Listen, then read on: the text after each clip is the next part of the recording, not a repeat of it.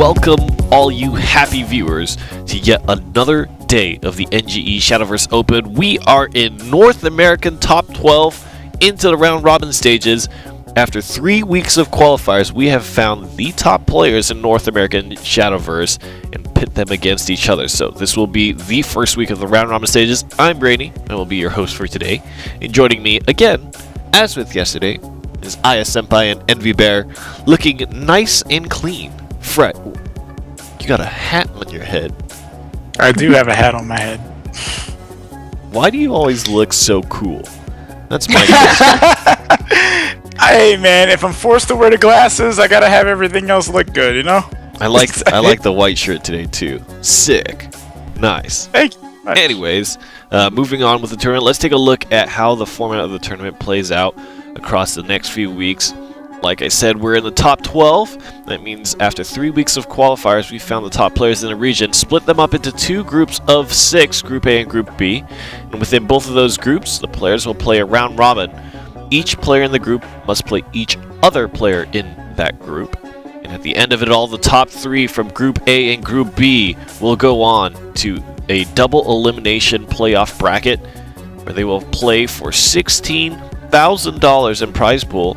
That's per region. So today is North America. Yesterday was Europe. We already saw the first week of the Europe round robins.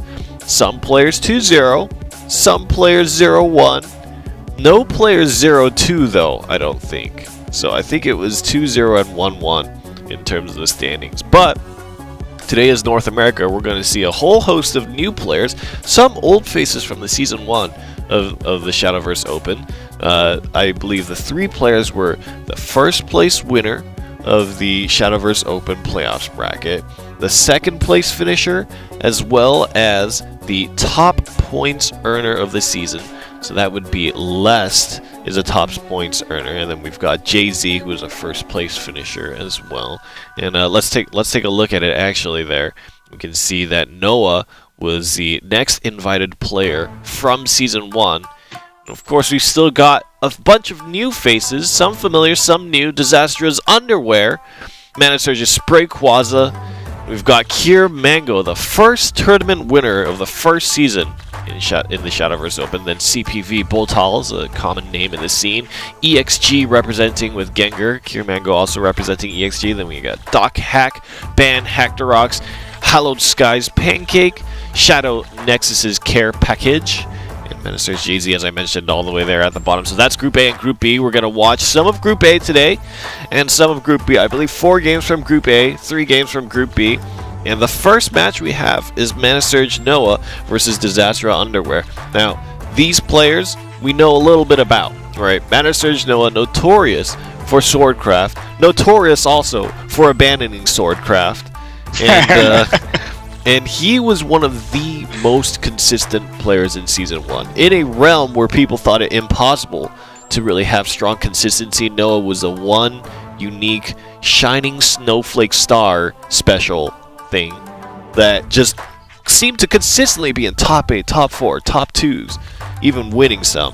So let's talk about Noah here. He's brought Shadow Blood Haven, Nethless Shadow got banned out, Vengeance Blood, and then Seraph Haven is his choice. I feel like Noah is living in the dinosaur ages of Shadowverse right now. Talk to me about his deck choices, Envy. How do you feel about Seraph Haven and Vengeance Blood currently? Seraph Haven is Seraph Haven. I mean, no one's playing Odin, and no one expects it, so it's slow, but I mean, it might work. I mean, they can kill turn 9, so there's that. Nethless Shadow, same thing. They can kill turn 9. No one was expecting it. It did get banned, unfortunately, but I wish he hadn't ditched Sword. I wish we'd still see some Sword, but yeah, I don't know. Haven's weird. It's hard to say like how Haven does in this meta because I've never seen it in this meta. Like no one plays it, so. Well, rest in peace, Sword. Okay, let's talk about Disaster Underwear a little bit. Mid Shadow, Vengeance Blood, which was banned, and then his Runecraft deck is actually a mix of Daria and Oz and Wizardess of Oz. Aya Senpai, can you shed some light on some of these decks and maybe talk a little bit about that Runecraft deck as well? All right. Well, this is current. His rune deck is kind of like the current iteration of Daria. A lot of people have been switching to this whole you know, we'll just play the general game plan of Daria, but we're gonna use Wizardess of Oz to kind of like refill our hand after we like dump our hand and we don't have Daria. So yeah, it's very common these days. Whenever you do see a Daria list, it looks exactly like this. As far as the Vengeance Blood list, I mean, we saw him do incredibly well with Vengeance Blood. Unfortunately, that was banned out though. We saw him do really well last week with him actually winning the tournament with Vengeance Blood and Dragon. And his Shadow deck is pretty much... It's a little different. It has a little deviation. It has Prince Catacomb and Gourmet Emperor Quaza in it. So... Yeah, it's a little different. I like it. Skeletons what happens. and carrots. Skeletons and carrots. I don't know what the association between the two are, but we're going to jump in and see maybe what the difference is. Disaster Underwear versus Mana Surge Noah is coming up shortly as our first match here. Now, I want to talk about yesterday. I think, did Envy win the betting match yesterday? I can't. Oh, Envy would know. Oh Envy yeah, would know. I keep score, you know. Alright, so the score is 1-0 Envy. Now let's see how we perform today. Mana Surge, Noah, or Underwear. I'm going to give Aya Senpai the first choice here. I think I'm going to go with Noah. You going to go with Noah? Yeah. I see the shake. I see Envy shaking her head. Were you trying to go for Noah as well? I think Underwear is a great player, but Noah put up ridiculous results before, so I would want to pick Noah also, but I'll go with Underwear, yeah. Alright, let's see if Underwear can perform here. Mana Surge Noah, and it looks like the first matchup is going to be exactly that mid-shadow list, Skeletons and Carrots versus Seraph Haven. Talk to me about the Mulligan Aya Senpai. How is this game kicking off for the two players? Well, Noah has him getting the Holodogma was actually really good for his draw, because otherwise that would be a terrible draw when you're on the draw, like, because he's going second. So he'll be able to play the Beast Call Aria on 2 and then play Holodogma on 3, pop in the Beast Call Aria. And he drew Sacred Plea, so he'll be able to play both the Holodogma and Sacred Plea on turn 3 while having a 4/4 and a 2/1 Storm. Right. There's actually, if you're on the play, Beast Call into Holodogma on 3 is unanswerable in the game. You can't do it. So it's still strong going second, but it's much weaker.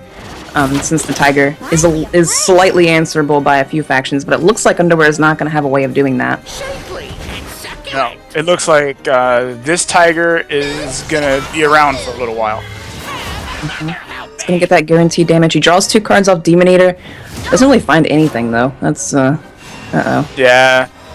I mean, he does have Serve and Thane, so will be a little set up, but the pressure, he's going to have to start applying some, pressure pretty soon here, because we know that Noah here has the Seraph in hand, and, once that comes down, the clock is ticking.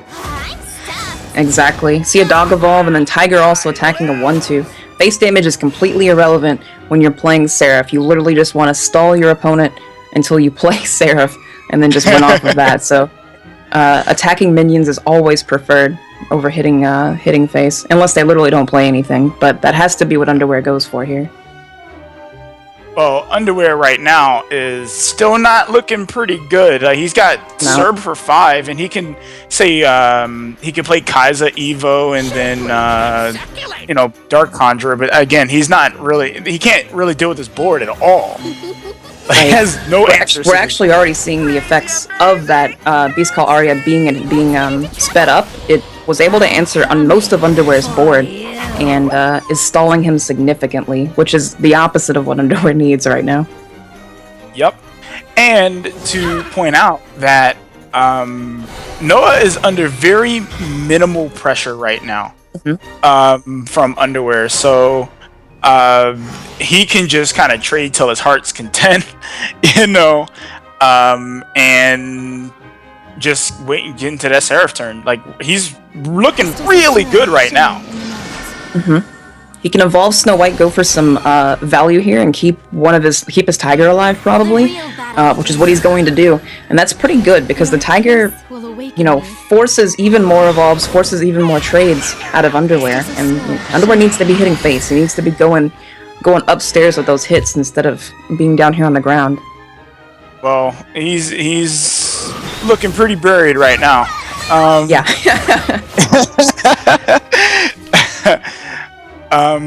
Okay, so Underwear is not really getting the draws he wants. He does have access to Death's Breath, though, so he can play that, but unfortunately it just plays right into that same idea that he's not really applying any pressure. He's just warding off damage, and this is not the position you want to be in when you're fighting Seraph.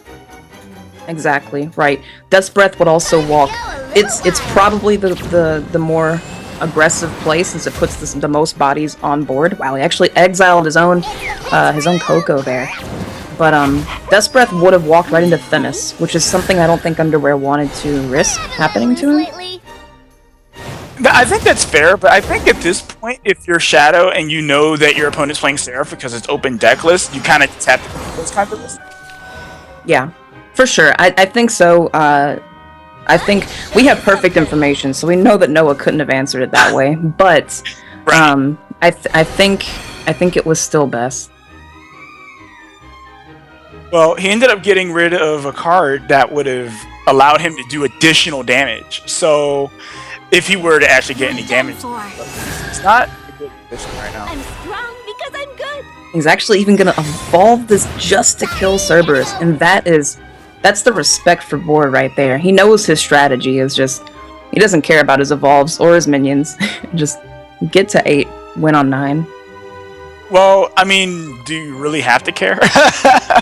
Yeah, for sure. No, when Seraph is your win con, you don't have to care at all, for sure.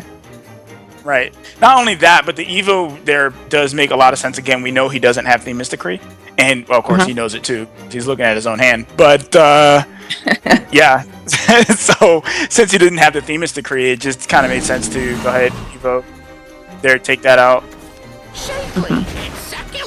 I do like the Catacomb play over Thane here. He's playing around Themis, trying to get something to stick onto the board. And there it is, the Themis top deck. Draws it. Yeah. Of course he had it. It was for a healing prayer instead. Double Black Inscripture. Wow! Oh my god. Not only did Noah top deck Themis in case that was good, but he also top decked 2 Black Inscriptures because that was better. Oh my gosh. That's the only word that I can use to describe that. Wow. Literally, wow. Underwear is in a really bad spot, man. Like, It is. if you Death's Breath into Skull Beast, if you fill the board completely, you can't Eekter, because your opponent's not going to kill anything next turn. They're going to jam Seraph, you know that. If you extend into Themis, find out that he finally has Themis, or he's had it the whole time, according to Underwear, right? Underwear doesn't have perfect information like we do. But Right. Well, he is kind of poised to... Now, okay. Let's say you're Noah. If you're Noah, would you risk playing Seraph here? Because... No. Never. Yeah. I've played enough Seraph to know that you cannot Seraph this board. Like, you definitely cannot. Because the bird has to go into a Spartoy. Definitely. White. Right, they're whites. They are whites, you're right. Themis has to come down this turn. Although Noah he's heavily considering this play. I do think that if he doesn't Themis the board, though, he'll get turned around and wiped. Actually, would that just be lethal? If he kills... Skull Beast would attack the tiger, or the bird, doesn't really matter if the bird goes face. And he plays Seraph. And then Eekter comes down, and that's just... Yeah. So, I mean, it looks like you would have to just trade into the Catacomb with the bird and Themis. So just completely clear board. And then, like, next Well, you would turn- Themis. You would... yeah, you're right. But if you do that, you trade take 2 into- damage from the whites. I think you... Yeah, but... I mean... It really want to, like, still do something up knowing that your opponent could play Ektar, and then... That's true, yeah. It is only a 1-1, but that is true. But Underwear can flood again, and here he is, he's doing it. Yeah. Now, There's not another momentum, Themis. the momentum has changed quite a bit. And I hate that. When you draw a priest at the cudgel afterwards, hate that. Underwear made a mistake here. Oh, he drew Soul Conversion to get around it! Wow, he filled the board completely so that he couldn't play Ether. There was no space, but he drew Soul Conversion, so he gets to attack with Quaza first, pop it off the board, and then Ether for Mega Lethal. Feels really bad. Underwear with the insane top deck. Oh my gosh. Crazy. That was the one card he needed. Like, D-Meter wouldn't have done that. Wow. So, Underwear, fixing himself up real good, managed to win that matchup. Wow. That was Noah good. did That was really some good top decks right there. Yeah, they were. And Noah was playing well. It's just, he didn't really get, the board whites he needed. And it's unfortunate. Is fighting and despair. That is true. I mean, he got a good Themis, he got a good value Themis, he just didn't have a second one, right? Like, sometimes you don't have a second one. Yeah. Well, that's not a hand that Underwear wants to see. The double piercing room. Yeah, that's pretty bad. He's also on the play too, so this could just be, he could just lose the game out of that hand. But yeah, this is one of those matchups where. Yeah, I think you were going to say the same thing. Yeah. Go for it. I think.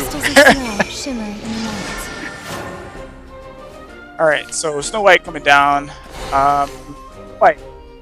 I know a lot of people when Snow White was like, oh, Snow White's just not good. It's like, no, that card.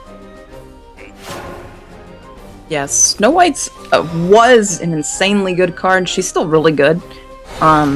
Losing one toughness on her evolve was a pretty big deal, though, I think. It was. And trade survive, and not only that, but this is just kind of like collateral damage. Like play Dark John and then become a 4/1. Yeah. Like old Snow White would still be here to trade into that Blade Mage. It's not going to matter since he does have the evolve or Dogma if he wants to. Yeah, but yeah. Well, Noah is certainly set up for this game.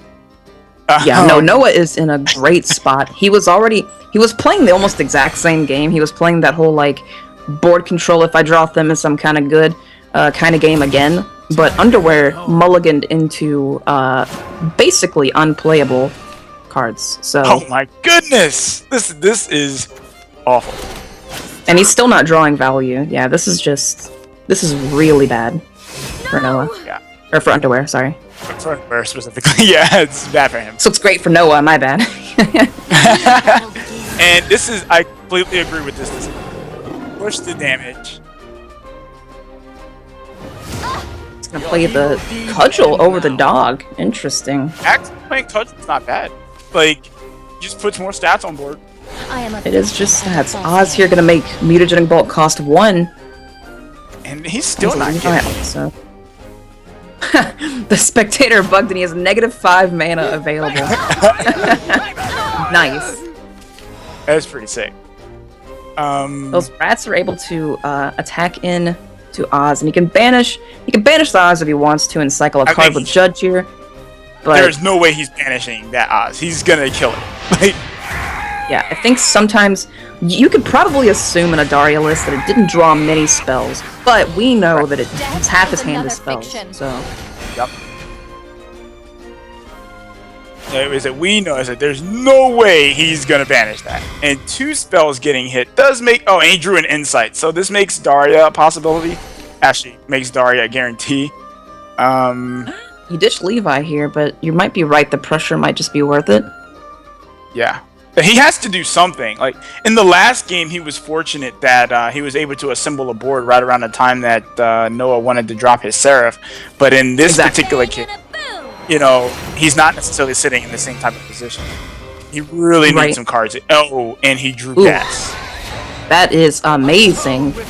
Yeah. Yeah. I think Evolving Blade, yes, Evolving Blade Mage is great here. You see that Arya popping next turn. That bird could just kill it for free. And he drew a black script. This man draws black scriptures like nobody's business. Doesn't he though? Yeah, he does. Always drawing them. And It's not he's gonna quite good get- enough this turn, but he does get to play Doggo with Taunt. It's gonna get bounced, but he gets to play it. And there's not actually much gas left in Underwear's hand, so... Any one burn card, and he could just win right here. Okay, that's not a burn card. He's got to Not a burn dig. card. That's a burn card, got it. kinda. Sleep. Now. Yeah. That's kind of a burn card. Well, yeah, it certainly kills you when you're at 1. Exactly. Oh my god. I think Underwear kind of took a little tiny match, lit it on fire, and handed it to Noah. Noah got burned by it. That was how that match ended. I feel like 2 times in a row, Noah kind of got dunked by just the exact cards for Underwear coming at the exact right time. And the situation looked very poor for Underwear both times in the early game, but I feel like Seraph Haven is really displaying some of its weaknesses in terms of almost the early turns. You're so disadvantaged that anything that actually looks like you're ahead does not actually convert to anything until you get to that play point 8, play point 9 stage. It seems relatively irrelevant how far he got with that. Envy, what do you think about how those games played out? Were there any different lines of play, especially in the first game, that Noah could have pursued to give him a better chance at winning? I mean, this is kind of just like the textbook reason why Seraph kind of fell off. Seraph is actually a really fair deck in the sense that it has a singular linear game plan. It tries to clear the board, play Seraph on 8, win on 9. That's all it ever tries to do, ever. And that's all it ever can do. And then, you're playing against decks that can beat that. They can randomly just beat that. Not to mention Underwear is just a top deck god. Underwear he draws exactly what he needs. He has the Millennium Puzzle spinning around his neck. And he just draws what he wants. I don't know. I don't know how he does it. But... Well, Master Artist, the Bob Ross of Shadowverse, you may call him. Very good. And I guess Bob Ross is more painting than drawing. But I'm sure if Bob Ross set his mind to it, he could draw. But this Underwear will move on 1-0. That's going to put Mana Surge's Noah at 0-1. But because of the round robin format, of course we know that there's still many more games to come, many more matches to play. Noah is not out in any sense of the word, but we will be moving on to the next match. EXG Cure Mango and Mana Surge's Jay-Z. So one more from the Mana Surge team. By the way, they have a very fantastic website. I'd love for you guys to check out. Mana Surge. I don't know if you guys know the exact URL of it, but if you just search Mana Surge, you'll find it. .t? Team. Oh, .team. Oh, yeah, .team. ManaSurge.team. ManaSurge.team. There you go. Check it out. They've got a lot of cool information there. A lot of sick stuff. Very active clan. But Jay-Z versus Cure Mango. Obviously, Cure Mango has a little bit of history here. Kind of was in Exodium fashion. Competed in the first tournament, won it, and then kind of went into hiding. And I wouldn't even necessarily call it hiding. I mean, he streams quite a bit. He has a pretty decent viewer base, so he was there, but not really kind of putting himself into the pro scene. I think he did okay in the playoffs, but kind of got beat out. I think maybe even by one of these names, Noah or Jay-Z themselves. But now he's back for Season 2. He is running Mid-Shadow. His Bat Karabos Blood that we saw him play very well in the qualifiers is banned out now. And his rune deck is a neutral rune, but it doesn't have Piercing Rune in it last I checked, which is kind of interesting. That seems to be one of the hallmarks of Burn Rune these days. Talk to me a little bit about this deck, Ayasenpai. How do you feel about what Cure Mango is bringing today? Well, then the Shadow list is, Shadow. It's not really much to go over there. But as far as his neutral rune list, so he's not running Piercing Rune because he's opting to run Hectors. He does have a very high amount of neutrals in this list. So the Hector kind of replaces it in a way, replaces the Piercing Rune. And yeah, because we only see his only 4-drop is Alice. So yeah, he's definitely going with that. He's got the Felice, Wizard of Oz. So he is running like a little bit of a burn package, but for the most part, it's just almost textbook neutral rune. Mm-hmm. All right, well, when we look at what he has to face off against, Mana Surge's Jay-Z will have Mid-Shadow as well. Ramp Dragon and the Aegis Haven got banned out. And I think that, of course, Jay-Z taking it back to Tempest of the Gods, he's not even playing the Dread Sea version of Ramp Dragon. We've seen Mid Shadow perform already. How, Envy, does Ramp Dragon perform now, especially with the changes to cards like Ouroboros? Do you think that it is quite as strong as it was before? Obviously, people are bringing it to tournament play, but what can we expect out of this deck in terms of consistency?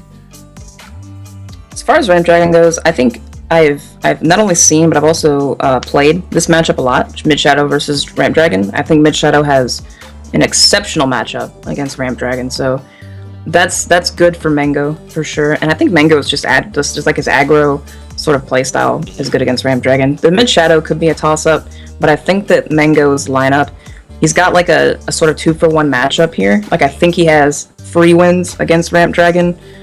Even though Jase is a great player, his matchups are great. So I think he only really has to beat the Shadow list out. But if Jase 2-0s with Dragon, then, you know, it could just happen. He's a great player, so.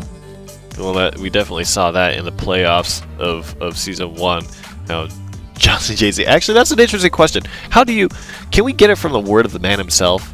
Mana Surge, Jay-Z, Jase. I just remember I was casting an EXG tournament. Hey, shoutouts to Vindy. Casting an EXG tournament. And I said Jay-Z, or maybe it was Red who said Jay-Z, I don't know. And he was in chat saying like, wow, somebody who pronounced my name right. I was like, is that really?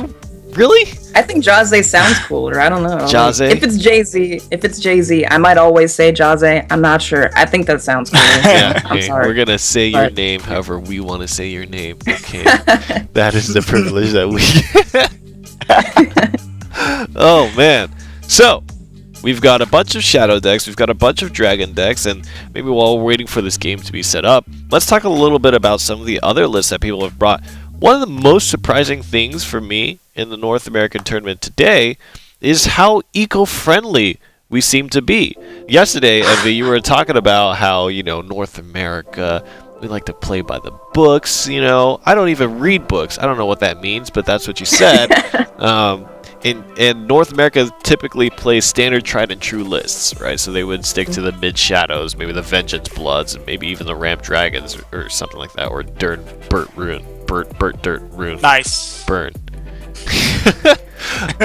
But seemingly today, we're very green. We've got 4 forest lists. 4 of them.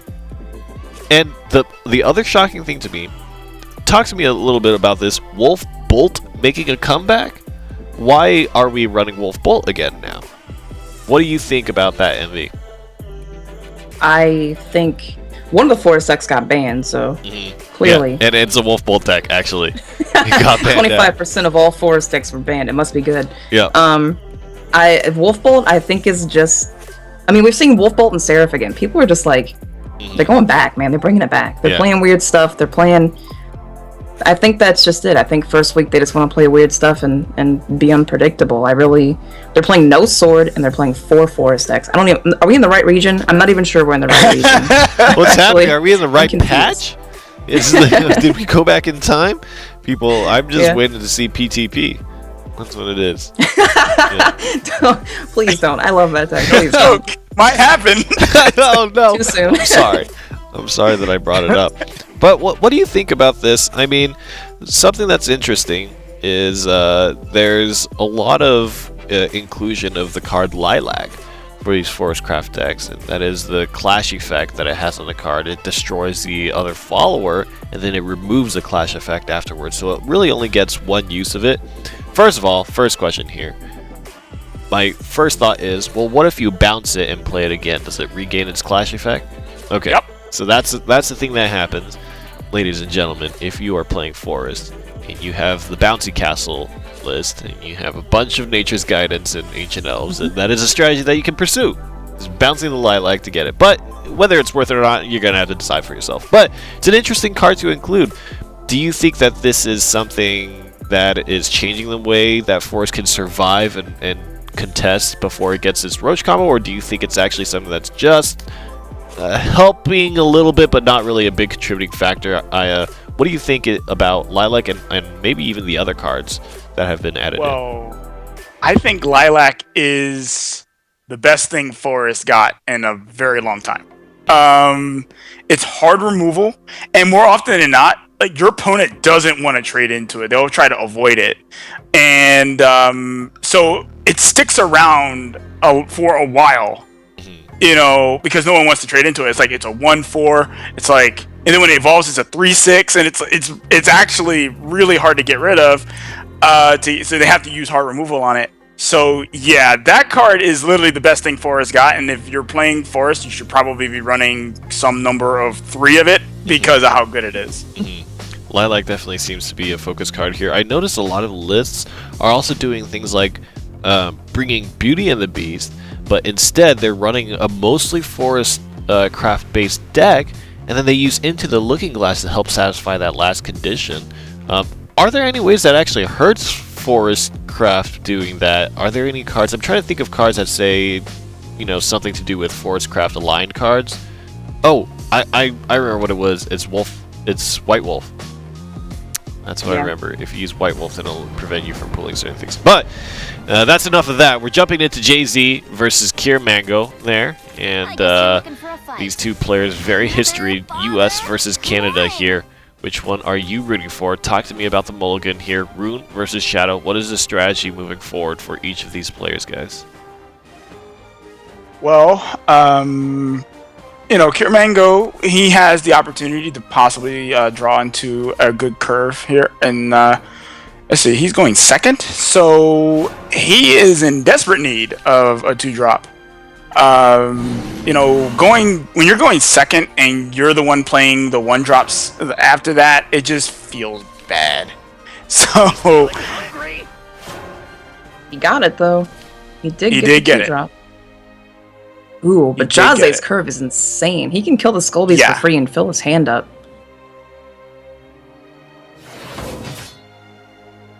And okay, so this is, I think this is okay.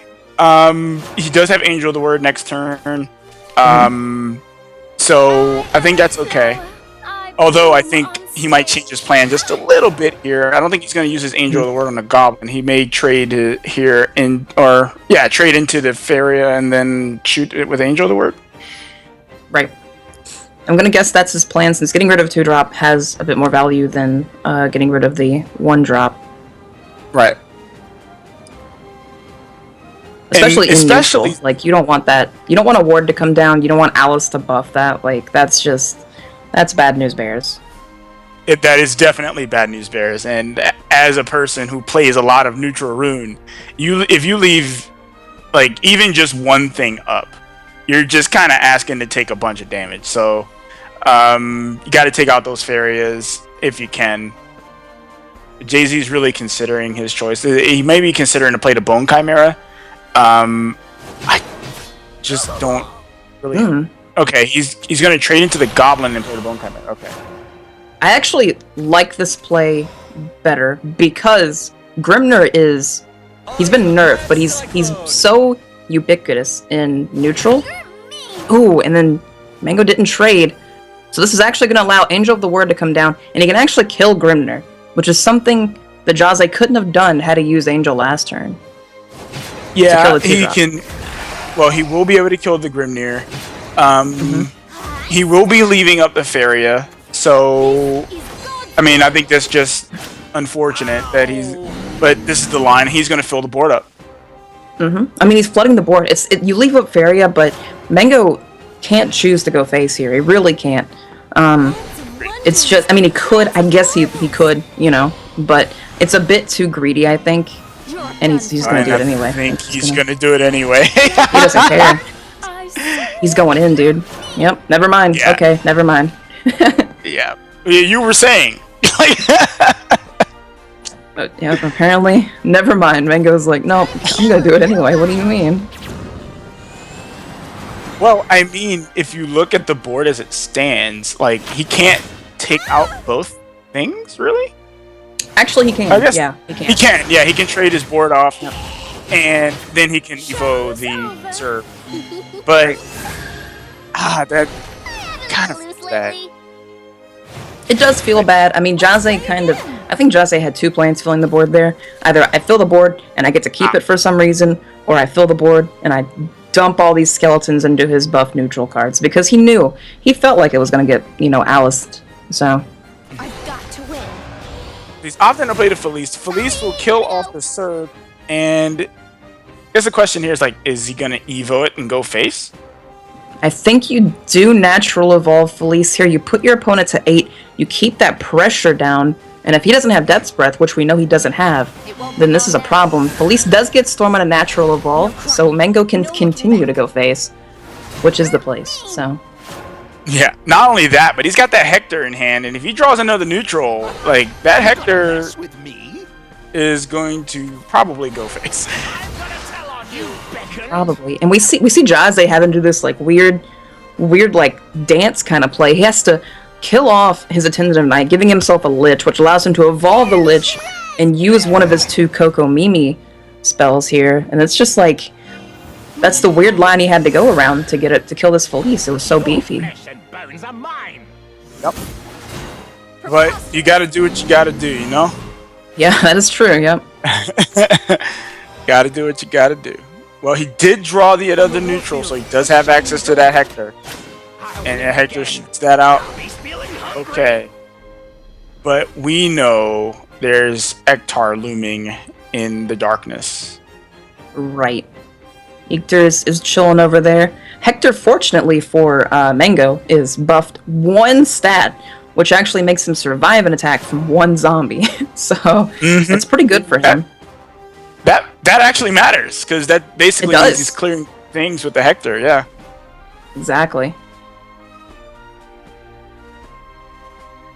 So this is pretty good for Mango if Hector comes down. And if Hector doesn't come down, then, I mean, Jase's in trouble. So he's going to throw in the Skullbeast first. I think I like that a lot. Yeah, I like that.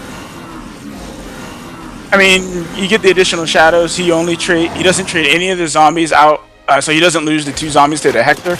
He'll lose 2 zombies to clearing board, and he'll still have a very substantial board. Ooh, Unica kind of a dead draw here, and Mango's in trouble. Yeah. His hand doesn't do much. Kind of a dead draw. It's really a dead draw. It doesn't do anything. Literally a dead draw.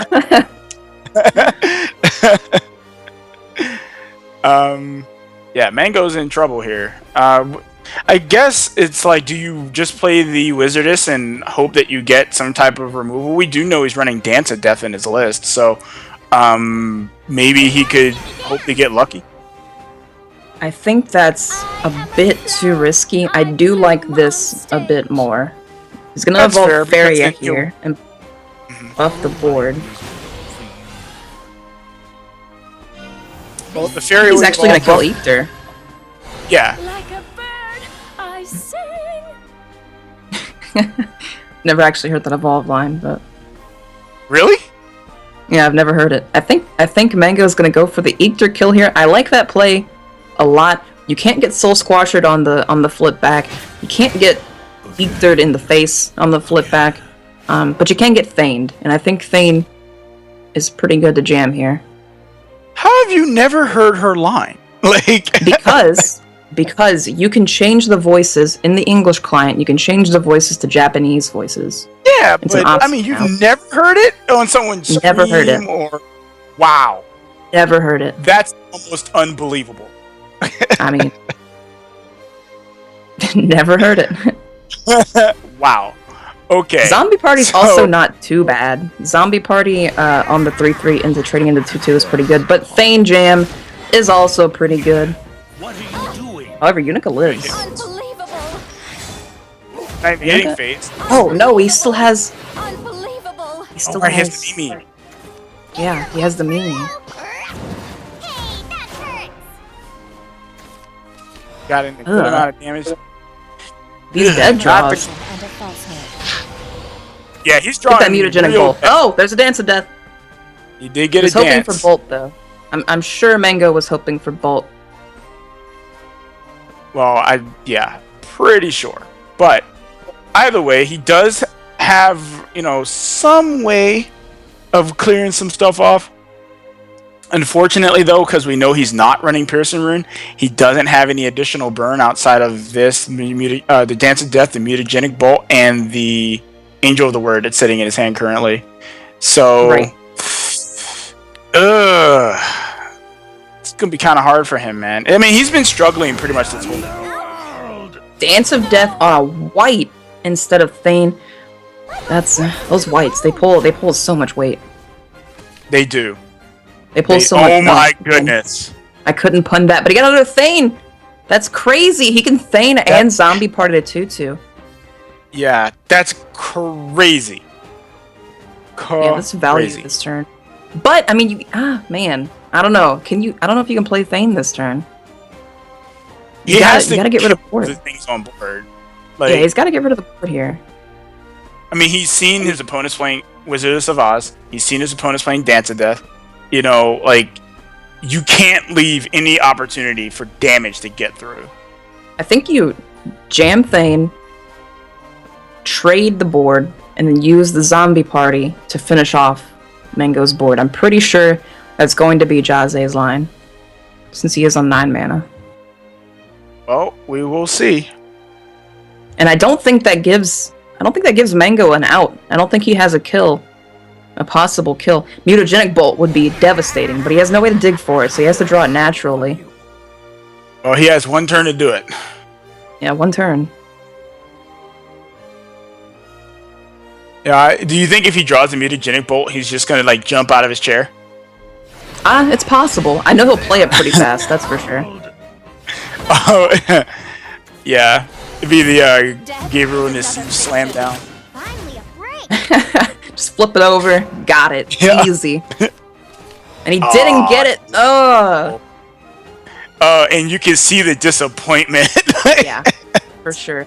That leaves 12 damage on the board with no way of really killing anything or forcing any trades here. Well, We just have Angel of the Word on a white. Gonna take one though. Man, every turn that he doesn't do any damage is just more turns that Jason has to win this game. And JC can just top deck Ether here, and it's also over. Yep. So Or he could draw Phantom Howl and, you know, yeah, that. Phantom Hell's exactly it, actually. Yeah. Yeah, because he gets the 2 ghosts. Yep. Impressive. Looks like Mango with the head shake. 2 Phantom Howl. Come on. Jay-Z with the celebratory stretch. Like, yes! Yep. We've seen 3 wins so far, and all 3 wins, somebody top decked lethal. Yeah. All 3 of them. Well,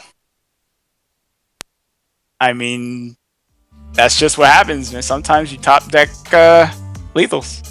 Sometimes you top deck lethals. Talk to me a little bit about Cure Mango in that particular game. I think there were some elements of him having to play catch up, and maybe a lot of that can be attributed to him going second, right? A lot of the conversation since Wonderland Dreams has come out is about that neutral run, right? The 1, 2, 3, 4 straight to Alice, right? And how it pays off big when you're going first, but actually when you're going second, more often than not, I feel like it kind of runs you, it kind of gasses you out, right? Tell me a little bit about what the issues of going second with that curve are, Envy. Well, I mean, just going second in general, you're already playing catch up.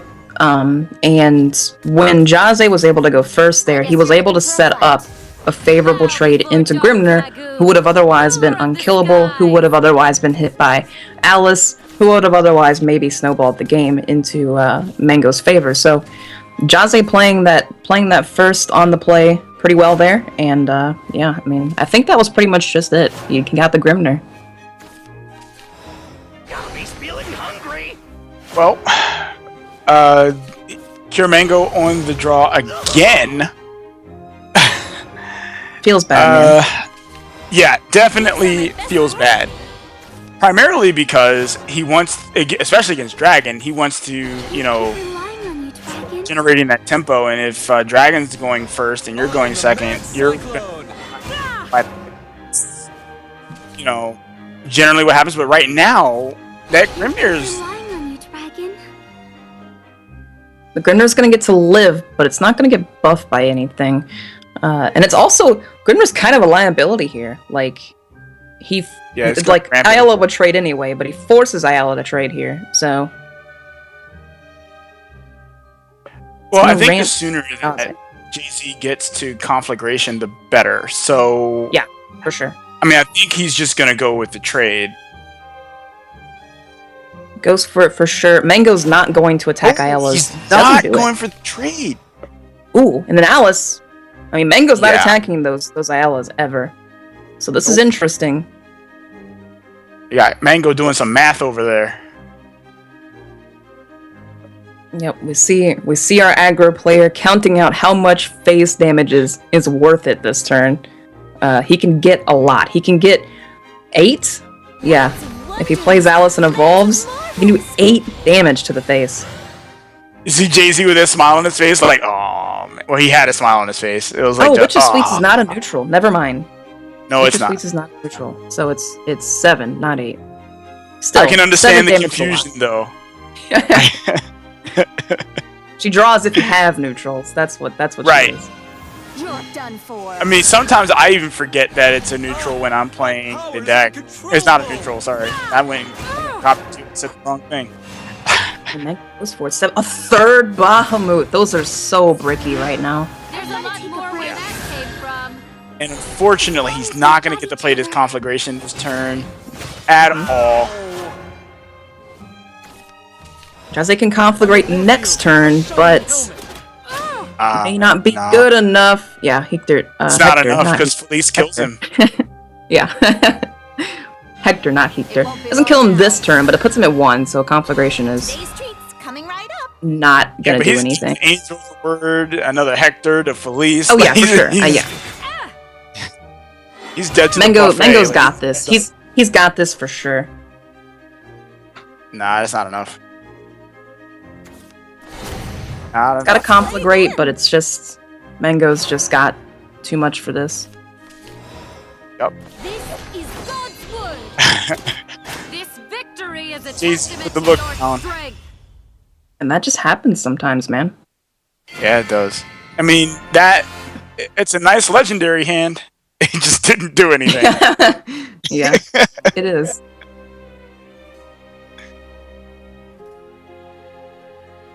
Sometimes you do just draw all of your endgame, though, and you didn't ramp into it, so... Yeah, true. Alright, going into the third game. And maybe Cure Mango will go first? I don't know. Maybe.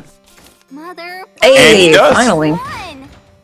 Bow before Dark Dragoon. And he gets 1 and 2, so he can get rid of the O-Dial. And, okay, so he's sitting on a pretty decent curve. Jay-Z does have the Unica and the Dragon Ore. He's got ramp in hand, so... Yeah. He definitely does. At least finally. Yeah. We were just talking about earlier how, you know, the matchup for Dragon and Shadow has really shifted into Shadow's favor.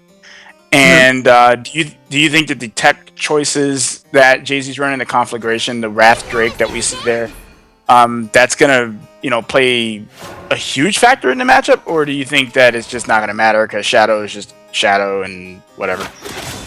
I don't know. I don't think those are even tech choices anymore. I think a lot of Dragon decks just play that now.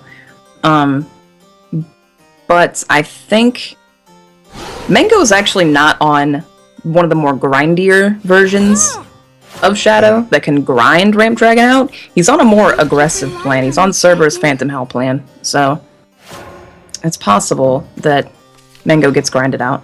Not with 2 Cerberus, though. That's a lot. That's really good. Alright, so he's got the Conflagrate in hand. He still has the Dragon Oracle, so he opted not to do that. Played the Unica the turn before just to prevent taking some damage with Unica having like that pseudo ward. So he can use the Ayala here to trade Now, do you trade into the Lurching Corpse, or do you trade into the Low Soul Squasher? Well, I think you've got Breath of Salamander that I think you could hold that. It depends. Getting rid of Lurching Corpse with either the Ayala or the Breath. With Breath, you get rid of both that and the 2/2. And Mango can evolve this turn, so it might be worth it to get rid of both. You get rid of your board wipe next turn, but you do ramp into Conflagrate by killing Ayala, so I think Breath is okay to play this turn. So I think he kills both, I think. Oh, he kills the Skull Beast. That's interesting. And he's not killing the Lurching Corpse. Which also is not going to ramp him into Conflagrate, since there's no way Mango kills this. Right. I'm really curious to that decision. Very interesting line from Jaze there. Draws another Bahamut. Oh gosh. Yeah. Ayala can't do anything here. Nope. He would have to burn an Evo point, and then if he would have to burn an Evo point on the Ayala in order for it to do anything. This is just... I mean, what do you do? Do you Evo and then, jam Sybil? I think you play... No, I think you play Sybil, yeah.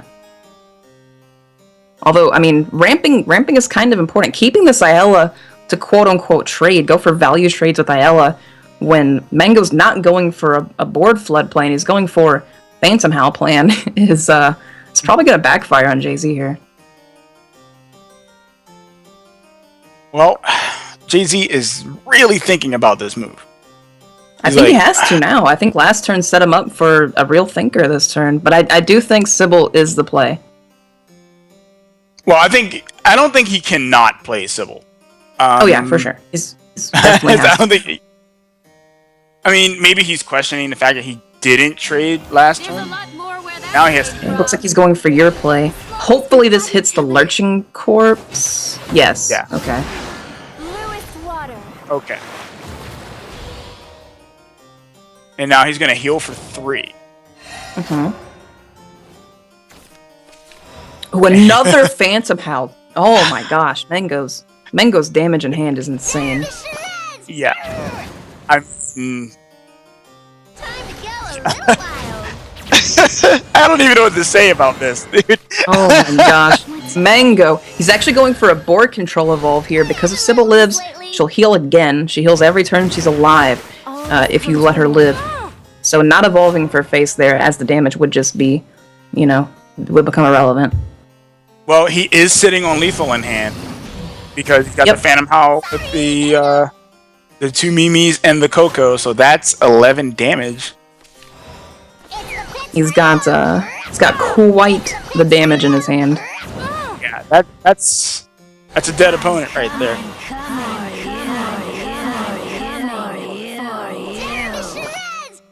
Oh, Jay-Z is he is not having it. Yeah, well, what could he have done really? That really was. Yeah. I think the one turn that he didn't trade that Ayala cost him the game. It really seemed like Jay-Z was playing with a strategy.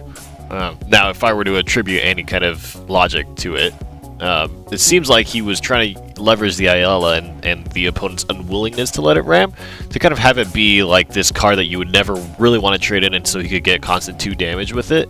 But in terms of just fighting board control, right, I think from the outset that seems a little tough to justify against a Shadow deck that has Phantom Howls and Cerberuses that have already been played. Do you think that... healing is definitely a tougher thing for Dragoncraft decks nowadays. Do you think that there was any way that Jay-Z could have played himself out of that situation, or was the double Cerberus, double Phantom Howl just too much for a Dragoncraft deck to handle Aya? I think he took, by not trading the Ayala at the time that he had the opportunity to, I think he took unnecessary damage, and that led to him losing that game. However, Termango was drawing like a madman, so I I don't know how he could have won that game. Not with the draws that Kirmango was getting. Even if he had traded the Ayala earlier, I don't see it. I don't see how he could have done it. Let's talk a little bit. Hindsight bias is a little unfair. Plus, we also had perfect information. So, Absolutely. Well, I know. Jose was saying going just for, that. going for the value. Yeah. Yeah. I mean, we know it didn't work out, but I know what Jose was trying to do. Right. He was trying to go for value. Yeah. Let's talk. I'd like to take a little moment here. We've seen a lot of cards, seen a lot of different decks. Let's take a moment to talk about some of these cards that maybe some new players might not be as familiar with. I think one of the ones that has come up a lot is Wizardess of Oz. Let's talk a little bit about that. So, Envy, I'm going to leverage your expertise here. Wizardess of Oz, if you could give us a rundown of what the exact card effects are, and also how does that fit into a Runecraft deck, and why is it seen so much? Sure. 5 mana, 4/5, legendary creature, evolves to a 6/7. Has a fanfare to draw up to 5 cards into your hand. So if you have 1, you draw 4. If you have 3, you draw 2.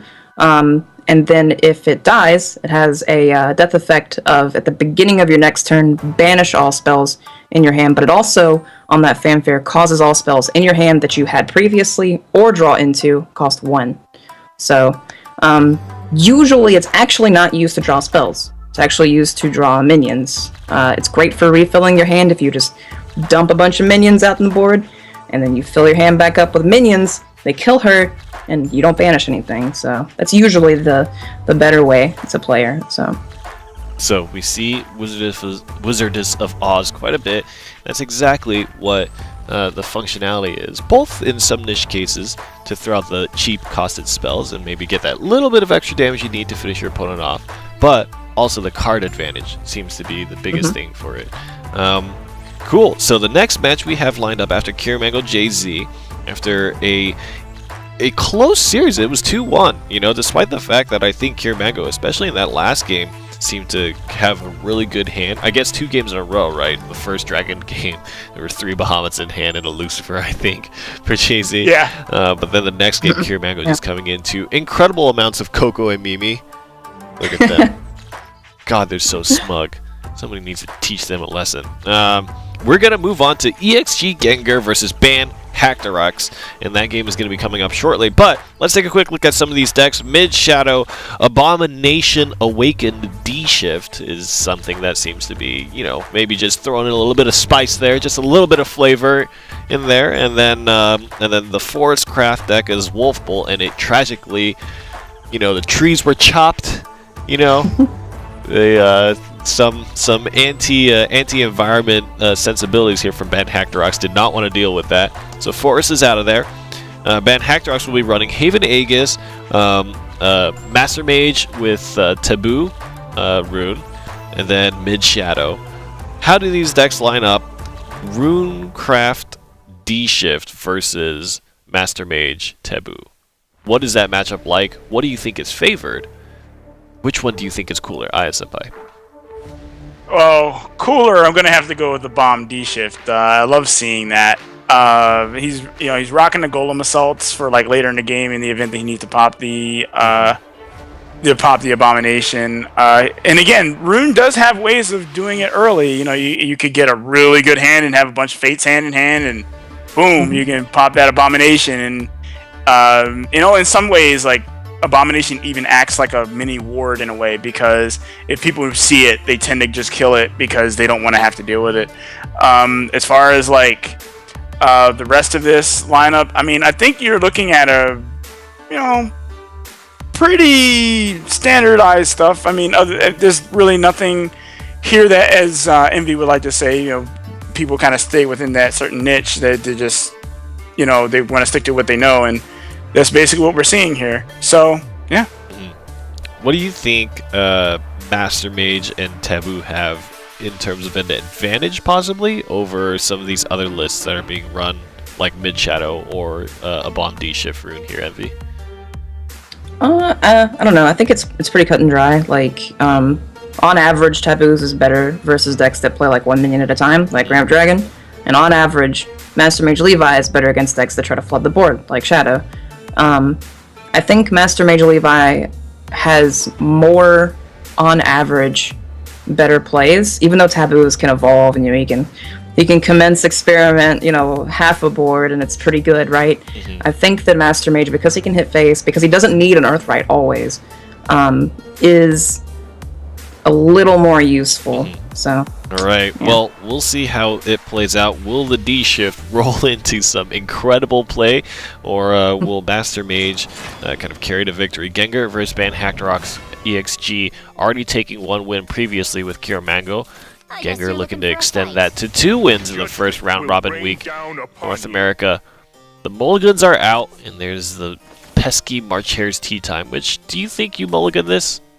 What is the strategy here for Banhackrox mulliganing? What does he keep? What does he throw? What is he looking for?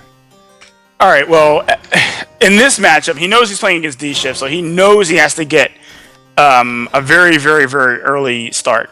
And if for those who may be wondering why he didn't keep, based on what I just said, why he didn't keep the other Beast Call Aria, is because Beast Call Aria against Rune is incredibly painful, because if it pops, it's great, but then Rune also runs Kaleidoscopic Glow, which could bounce it back, and you're just like, well, it feels awful. So it's like literally you just pass your turn. Yeah, basically, it's worth getting down. We actually saw Gengar, even though we only boosted one thing, the Dimension Shift, by playing that Kaleidoscopic Glow onto Beast Call Aria. You almost always want to pop the Aria back into their hand, because if it ever reaches 2, they can Dogma it, and you can't bounce a Tiger. So this is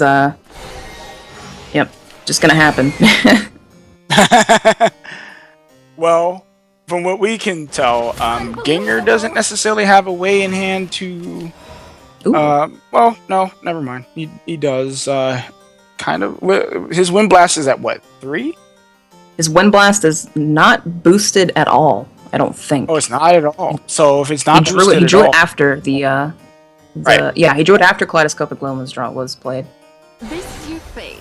So the Merlin will get a Fiery Embrace, and he'll obviously evolve it to take out the Tiger. A revelation. He doesn't want that Tiger evolving, hitting him back for 6, which would be way too bad. He's going to mill a card here on his next turn, unfortunately, but he's got half of his combo. As long as he doesn't ditch Destroyer, he should be okay.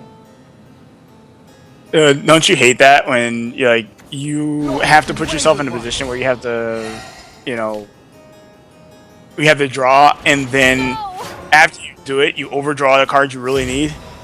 It happens to me every single time. Not even exaggerating. Every single time. Draws the Insight. He can actually boost Wind Blast with that, but he goes for the Witch Bolt instead. Okay.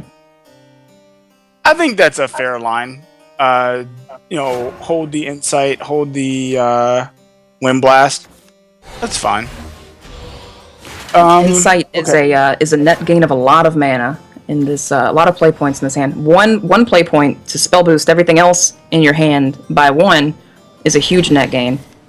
So it is, and he did manage to draw the Levy, so he will, if he wants, he will be able to add the Crimson Sorcery to hand if he wants that option. I think he possibly could. This has to be hit by Wind Blast, though. It's not. Levi was not quite strong enough. He goes for a 0 play point Fate's Hand, which is usually something you save, because if he had saved it, he could have boosted this Fate's Hand, but it looks like he has the Conjure Golem, so he won't mill a card. He could also slap down. He could play Abomination. At this point, I don't think he wants to overdraw anymore, right? So for sure. You don't want to overdraw, but Abomination. If this it won't ever live. But if it lives, it will trigger naturally, because Gengar will draw into 9 next turn. Yeah. And it's dead. That thing. That didn't last at all. Dead. I mean, I can dream, right? Yeah. He's sitting on these D shifts, and unfortunately, he just doesn't. He doesn't have a win condition yet. This is your fate.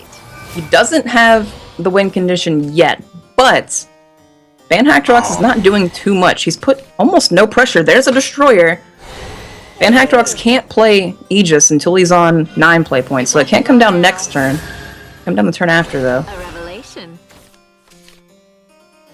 Well, this gets traded. This Merlin actually survives.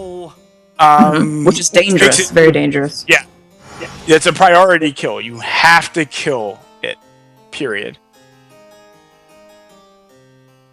He does have a way of killing it with the cudgel. It's a very, very easy, clean kill. But Merlin will actually spell boost your entire hand every time she attacks, which is why she's usually always evolved. She draws 2 cards if she's evolved, but she always spell boosts your whole hand on attack. So that's why she's such a priority kill. She's only a 4/1, but you gotta get rid of her. Yep. Priest of the Cudgel comes down, gonna get rid of this Merlin. And I mean, I guess he could just play his other Tribunal and keep his Priest healthy, which is. And moving on to Gengar's turn again. Ooh. Oh. Yeah. Burning an Insight feels bad, man. Indeed, it does. Unfortunately, this Flame Destroyer is still really heavy. It's not low at all right now.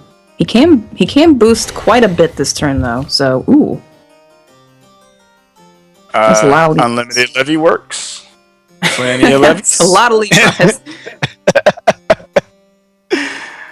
Alright, so his D shift, I believe, I can't tell, but it looks like it's at 3, and the other one's at 7. He's got one at 3 and one at 7. But his Destroyer is still pretty expensive. If he wants to boost this turn, I think all he has left is either evolving Levi and wasting Fireball Face, or he plays 2 Levi's and bounces one of them back to his hand with his own Kaleidoscopic Glow.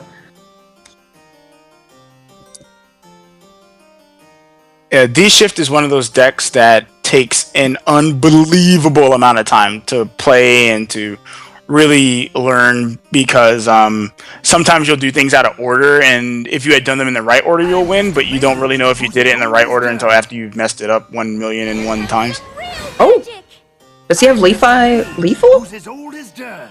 If he evolves this Levi, he's got 2 D-Shifts here. Ends here. If this is lethal, I didn't see it at all. He has 6/9 attacks 4. He does, yeah. 6/9. Has it? Ow. Because Destroyer can be played. Destroyer was too heavy the first time, but Dimensional Shift and Fireball, or Crimson Sorcery, made it cheap enough. He could have waited completely, but he actually saw lethal there. Yeah, I totally missed it. Totally missed the lethal. I admit it, guys. I missed lethal. But I mean, that's exactly what you just said, literally. If you play things out of order, I mean, missing lethal by 1 turn is definitely playing things out of order, I would say. Yeah. Well, definitely. Yeah. Alright. Going into the second game. Well, we know that Gengar won't be playing B-Shift anymore because he just won with it. So we have Aegis versus Mid Shadow. It's a classic matchup. Haven versus Shadow. And no matter how quote-unquote prepared you are as Haven, Shadow always finds a way to, get around. It's so frustrating. They can, but remember, this is not... Gengar's not Cure Mango, so he's not playing every single face card in the game. So. That's true. That's very true. It's very true. Gengar could be a little bit slower. Well, Hackorox does have the Heavenly Hound next turn, so we'll be able to trade with the Snow White, play the Heavenly Hound, and then trade again to take out something. He will have that line available to him. Yep, that's actually really important that Heavenly Hound can come down. Snow White counts as an evolved creature here, so since she is literally evolved, that gives Heavenly Hound plus defense. Just want to say that I really like the effect of fulfilling a requirement and then the card evolves without using evolution points. I really like that. It's pretty cool. It's pretty cool, but she also had to be nerfed almost immediately. So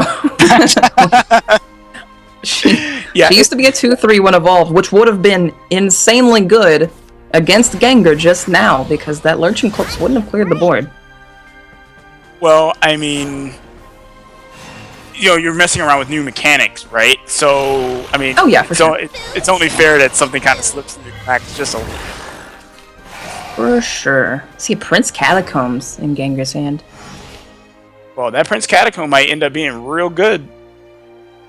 Or real bad if Hackdorf goes to that Lion play.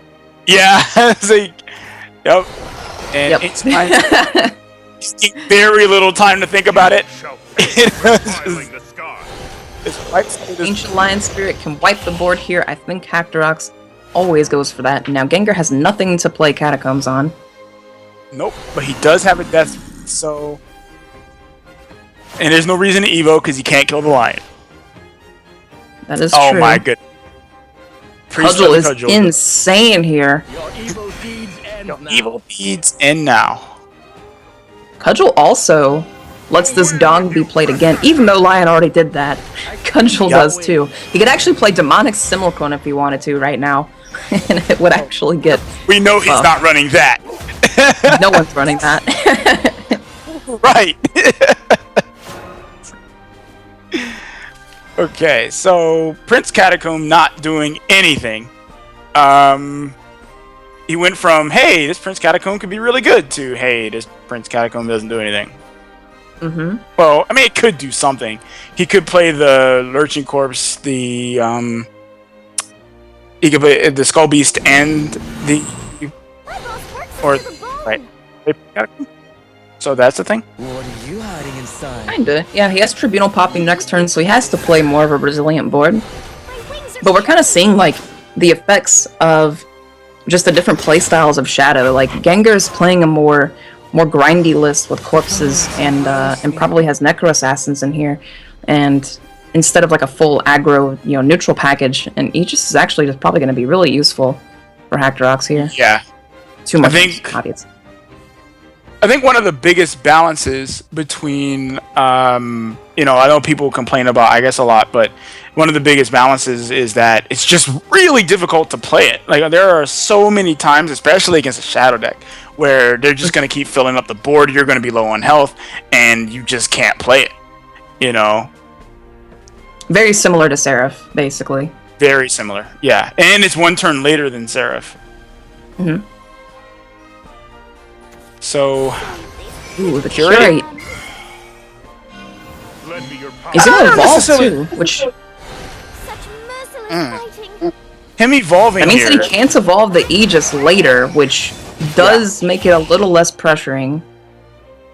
Yeah, I was just wondering about that. Like, do you think that was a wise call? Like, to Evo here instead of something else?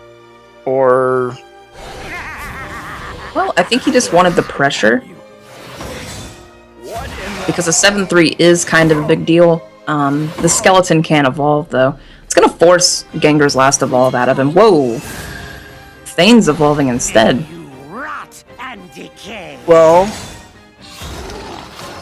And he's leaving up the 7-3. That's gonna get Themis, probably, so... Well, yeah, this is a hit him in the face and Themis turn, but... Mm-hmm. And we know that Gengar doesn't necessarily have, great options for the next turn. Actually, Death's Breath into White King into a top deck Victor is really good. Oh yeah, but there's no way he's playing Aegis. Right, but Hackdorox popped his last evolve. Didn't play the White King. Interesting. Hackdorox popped his last evolve, so he can't evolve the Aegis. It doesn't do anything this turn. That's true. That is true. I mean, I think since you've already committed to this line... Oh, he's not doing it. Okay. I was gonna say, if you've already committed to this line of play, wouldn't you just, go for the Aegis now? But, I mean, he does get to take out two things this way instead of just one. That's true. He gets to banish, even, the Bone Chimera. Eekter wouldn't have been lethal, But Ether on this board would have pushed a lot of face damage, and Aegis wasn't, because it couldn't evolve and kill one of the wards, it wasn't proactive enough to stop him from losing had Ether come down, so. Right. And he didn't get it. No, but he still, as you mentioned before, has access to that White King. He can also flood the board this turn. He can throw in one of his wards, play that zombie party, and then either play Grimner or White King. He floods the board out. Aegis becomes a horrible card in Hackdrox's hand, and he basically has to draw Themis to answer that. Yep.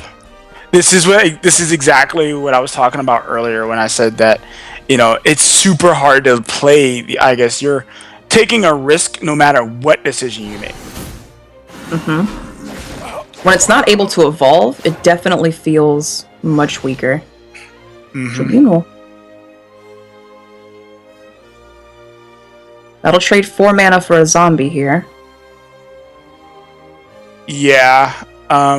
This is yet another position he cannot... I mean, I guess he could play the Aegis, but I just don't see how. He's gonna go for tea time into Tribunal. I like this play better. Yeah. But now he's just never gonna get this. He's never landing this Aegis. Probably not.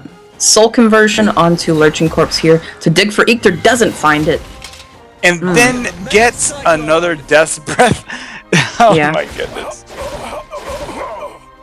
Death's Breath will also, if you cast it when you have zombies on the board, it retroactively gives them all ward as well. So, Yup. not only will it put 3 fresh ward zombies on the board, but it will also give those 2 2/2s ward and buff them to 2/3s. I think Hackdrox is seeing the writing on the wall. He has to rebuke Heaven, but it's not gonna matter. I think Heaven rebuked him.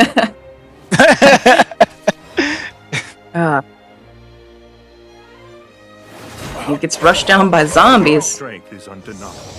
Yeah, that's exactly what we were talking about earlier. It's just, this is such a difficult matchup for Haven. Talk to me a little bit after Ben Hackdrox kind of loses 2-0 to Gengar. Talk to me a little bit about that decision to actually use the evolve points early here. Do you think that was a crucial mistake? Do you think that it was kind of...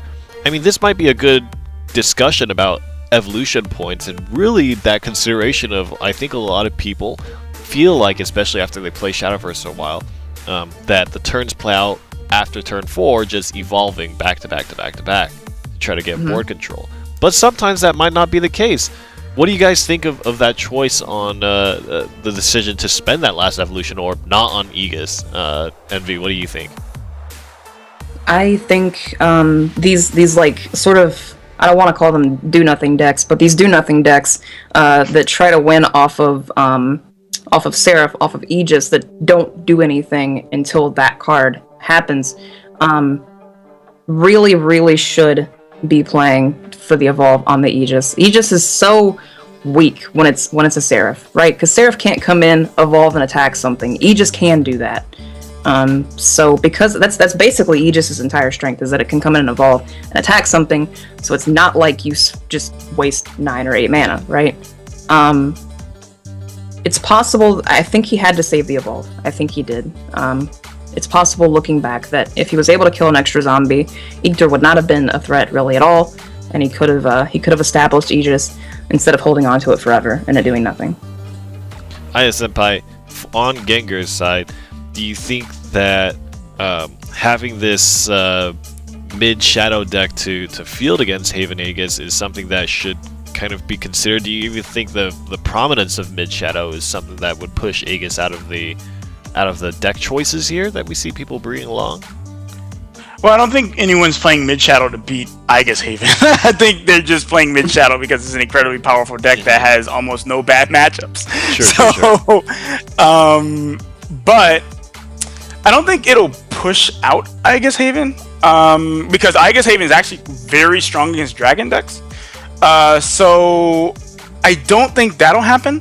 I do think that maybe down the road, some people may make different considerations as far as their bans, though, for the matchups they're playing.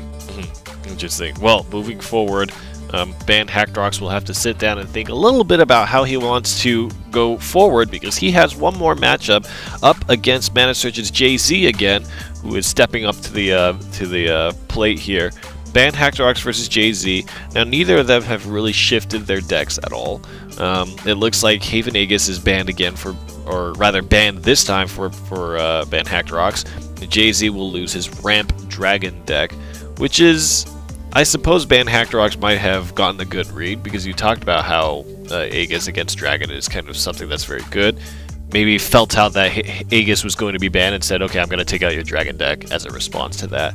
So, Master Mage plus Taboo and Mid Shadow on one end versus Jay-Z's Mid Shadow, and his Aegis did get left up there. So, that's going to be a matchup between these two players, and what we've seen so far. Is it Jay-Z that you think has the advantage, or is it Hackdrox? Envy, what do you think?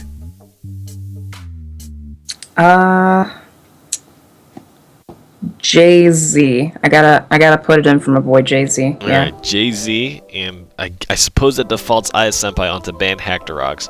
But so far, I think Aya Senpai is a little ahead, because he got Underwear in the first matchup. Or, yeah, was it Underwear? No, that was me. That was you. No, Oh, so Envy's still way ahead. He stole Noah from me. Okay, that's right. That's right. So Underwear actually did take the win.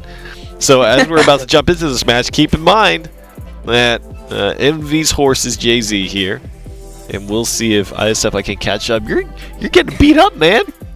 I can't pick the ones I want because she picks the other ones. I gave you you chose Noah. You chose your favorite. I did choose Noah. But you're throwing Ban Hackdrox on me this time, and I was gonna pick Jay-Z. Okay, you're going to get the next.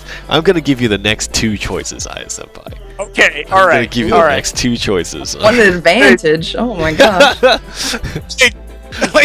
Rigged game. All right, we're jumping into Ban Hackdrox versus Jay-Z, and as this is the second match of theirs in the round robin, that means that one of them has the opportunity to come back 1-1, as both of them have lost their first matches in the round robin. It's going to be Rune versus Haven, so it's going to be Aegis versus Burn Rune. Let's think about what the implications are here for this situation. All right, well, they both didn't like their hands. I don't blame them. They were bad. So they got rid of them. And Ban Hackdrox with the Dirt Rune. Kind of happy to see this. Unfortunately, though, his hand's not pretty stellar. It's not. And Jay-Z's hand is. Yeah. Jay-Z's hand is exactly what he wants. Ban Hackdrox's hand I think this was actually like, ooh. This was a misspoken thing, I think, earlier, but when Rainey called it Burt Rune, I think I'm just gonna always call it Burt Rune from now on. Alright, we're gonna call it Burt Rune. That's the name. Jay-Z has an alt art Heavenly Aegis in his hand. Wallet Warrior, let's go. Heck yeah, dude. Love my Wallet Warriors. Alright. So, he has a couple of lines of play here. He could actually get rid of this Snow White right now if he wanted. He could trade into it and then Piercing Rune the Snow White. He could. He also still gets face damage doing that, or he could play Halo Golem, draw a card off of Witch's Cauldron, and just go 5 face here, or Piercing Rune the Dog, go 4 face here. He just, he gets a lot of different options here, I think. Yeah. So I'm very interested to see exactly what he's gonna do. Jay-Z, I can't get enough of that Aegis, man. Like, just keep looking at it, like, it's distracting, right? It's so good looking. The more defensive play from Hackdrox is going to get him punished here by Priest of the Cudgel. Oh man, here comes the Priest of the Cudgel. This is about as good as it gets, really, right? Like, yeah, it really is. This is a Priest jam if I ever saw one. Yep. Jay-Z's taking the time to consider it, though. Maybe he wants to go for Angel of the Word. Not that I understand why he would, but I think most players hate Priest of the Cudgel for what he does, and I think Jay-Z's doing a psychological attack here. He's gonna float the Priest of the Cudgel, and Hactorox, when he sees it, will be like, he had Cudgel the whole time. Why didn't he just play Cudgel immediately? So yeah. Hactorox When you will start also have to asking wonder yourself those what questions- Jay-Z considered better than that, too. Like, Actually, one of the things is when you start asking yourself those questions, that can be pretty bad for you when you're playing in a tournament environment. You're done for. exactly, yeah, true. Like, when you're thinking, man, like, Cudgel was insane that turn. Why did he take so long to play it? What could be in his hand that could possibly be better than that? And you start psyching yourself out, like, I don't think anything was better than that. I think he just floated it to make you think that. So, like, we don't necessarily know Ban Hactorox's tournament experience, but I think the more you play in tournaments, the less you'll fall prey to that. Ooh. His answer put Jay-Z in a really weird spot. Yeah. Let us conclude. And he has He's the gotta Evo evolve here. here. to take... This Burt rune does too much damage out of hand, so you gotta kill this Levi. Yeah. I'm all tuckered out. Alright, so... not exactly the most exciting draw. It's not. He does have Oz to draw cards and then also ditch the Demonic Strike for one, putting Jay-Z at 11. Yeah, I mean, an option that he could use if he really wanted to draw cards, he could play the Dwarf Alchemist and then Evo it to try and draw into something, but It won't be long. and that's Ooh. exactly what he's going to do. This Now, I was is, going to say that I boots. don't know if that's the right line of play. He does get to slap down Demonic Strike for full mana value. It's not usually something you want to spend full mana on. Ooh, Judge! Judge of Retribution. Punished for Evoing. That's Hey. pretty good. I mean, banishes for free, saves and evolve, which is important. Yep. Frog Cleric. Yeah. Note that Jay-Z Just didn't has- take forever to make that decision. Yeah, that one was more obvious. Frog Cleric, for those of you who don't know, is a 2-mana. It's the last card in Jay-Z's hand, the one all the way on the left. A 2-mana 2/2 that can enhance for 4 and heal a ally for 3 if it does. So Yup. I think Van Hactorox probably would have wanted, something a little bit more, I guess, aggressive, because Curate is going to do a pretty good job of not only taking care of this. I mean, he could this Demon's Decree, of course. I mean, he could certainly do that, but if he curates and evolves, Jay-Z puts himself in the same situation we were just talking about. But it's not as bad in this deck. It's not as bad, for sure. Because Burn Rune doesn't have a bunch of swarm options like Shadow does. It's not as bad. So it is certainly a consideration. He does have to deal with this. Professor of Taboos, though. He can't let it sit there. Again, too much damage, too much value. Just can't. That is true. He's gonna Themis it instead. My daughter. I think that was a fair Themis. Like, again, Yeah, as for you sure. mentioned, you don't want to burn your Evos. Right now, Van Hactorox is not looking too good. I think he needs to lower the amount of cards in his hand, and he really needs to get this Wizardess of Oz out. Right. Wizardess. He doesn't have a Wizardess. Pierce Rune. Yeah, I don't know. She draws cards, but do you care about what she draws? It's kind of sad because like you can't Mutagenic Bolt, you can't Right. Piercing Rune, you can't Dance of Death. He's actually not gonna play Oz. He's gonna flood the board of his hand. Well, he's gonna dump cards out of his hand, so she draws more cards and hopefully finds some better options. I think this is a perfect Curate turn. I mean, he could also yeah. just play the Radiance Angel. But I think either Curate or Radiance. He could do Radiance Angel into Angel of the Wind. Grimnir. Lost in wayward ones. Radiance Angel Does he and the have a Grimnir, I Grimnir? think. So, yeah, he's got it. It's over there next to the frog, between the dog and the frog. Oh, he does Both have Blackened it. Scripture Okay, as well. I couldn't see it. Really hard to see. All right, so Yeah, Black he's got quite a lot of cards in hand. And he actually has the Evolve here for the Aegis. So Aegis can finally get board control, and then Curate can come down after. So... Yeah. Jay-Z's in very firm control of this game. Mm-hmm. Very firm control. So... Alright, so he's gonna burn face, which is fine. He has lowered the amount of cards in hand.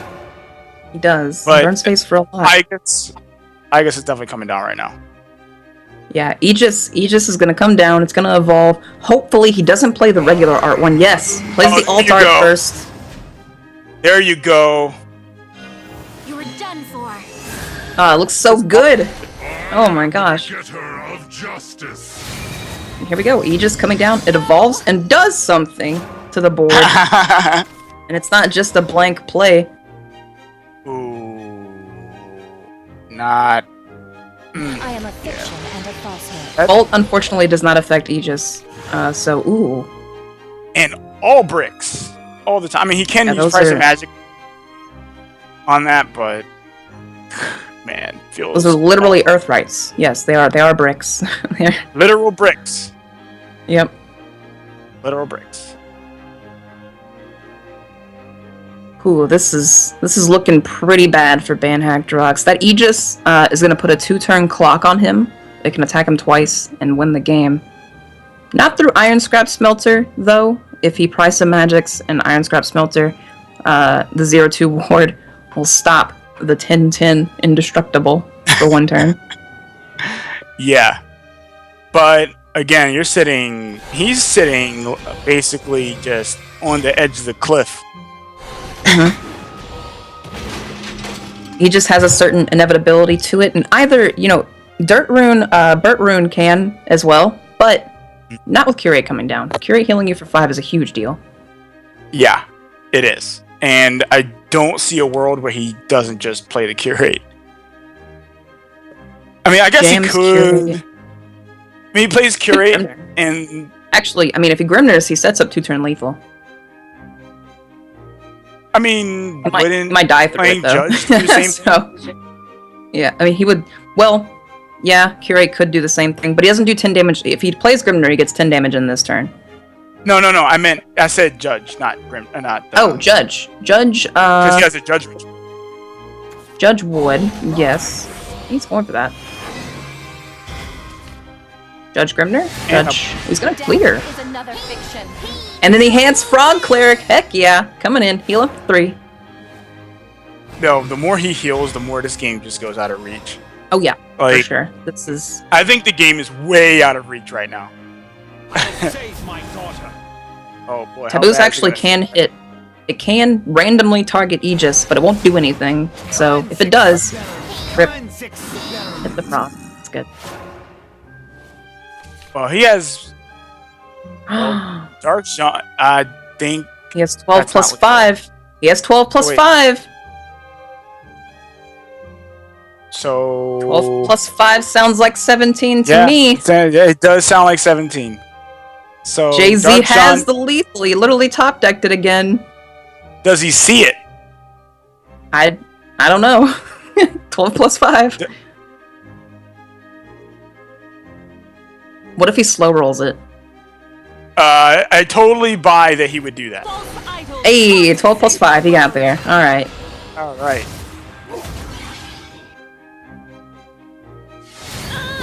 Impressive. Still have the clock anyway. He did slow roll it. Yeah, he did. He knew he had it. He was doing little thinking postures, But he's like, I know he's dead. He played it up for the camera. He's like, should I kill him or should I kill him? I'm not sure. I mean, he could have extended it just a little bit more, though. He could have played the Angel of the Word after that. Yeah, he actually could have done even more damage. You're right.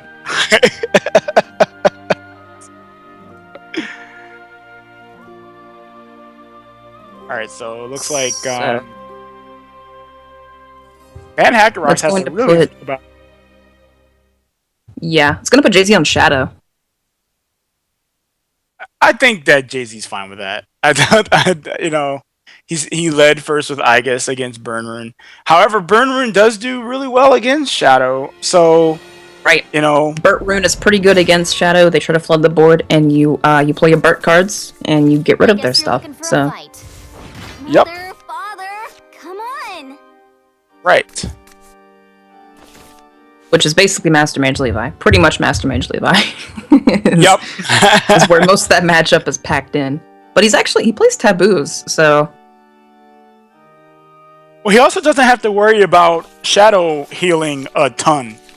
True. Yep. He doesn't have to worry about that in this matchup. That is definitely true. So the damage he gets on there will be a little bit more permanent, but he might not be able to get the damage on there because Shadow, unlike Haven, is a faction that actually plays minions. They actually fight for the board a little bit. So yeah. Let's get into trouble.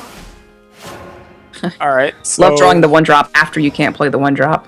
Yeah, that's just something that happens. But man, is it annoying! Yep, man, is it annoying. He can fill in here and play a 2 and a 1, or go for a 3. Price of Magic would punish the Bone Chimera if he goes for it. I think he has to be considered of that. He does know his opponent's deck list, but he did not see his opponent play Price of Magic last game. So yeah, he did. Did he? Price of Magic hit a 2/2 Angel thing. What, Radiance Angel? That's his name. Right, you're right. It did. Yeah. It did. So it's gonna punish him here. He's gonna Price of Magic away the Bone Chimera. He's gonna trade the 2/2 into the 2/2, and it's gonna leave Shadow with nothing on board. Which is kind of the position you want to go in. And not only that, but he also has Ooh. and he's doing that at all. He's just going face. What I was gonna say is that that Jay-Z's on no shadows up to this point. So yeah, obviously the more you can keep them on shadows, the better.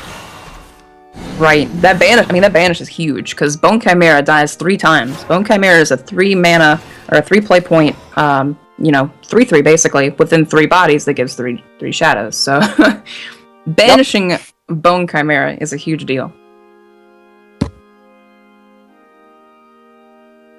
So I think here, he could he's gonna have to play this Dwarf Alchemist. Yeah, for sure. You're done for. He'll evolve Evolving into it the feels 1. kind of bad, but he's going second, so he has 3 evolves here. Ooh, Illusionist. Ooh, that's not bad. That's actually really good against Shadow. Looks like he goes for the Red Hot to fill that 2 play point instead.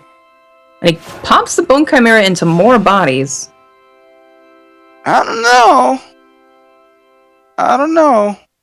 That one seemed a little bit questionable, but would you just play Magic Illusionist there? I think I would have, but Maybe.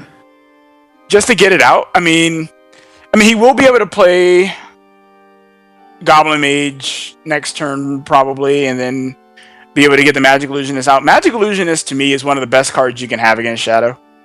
Mm-hmm. Constantly trades for all of their minions.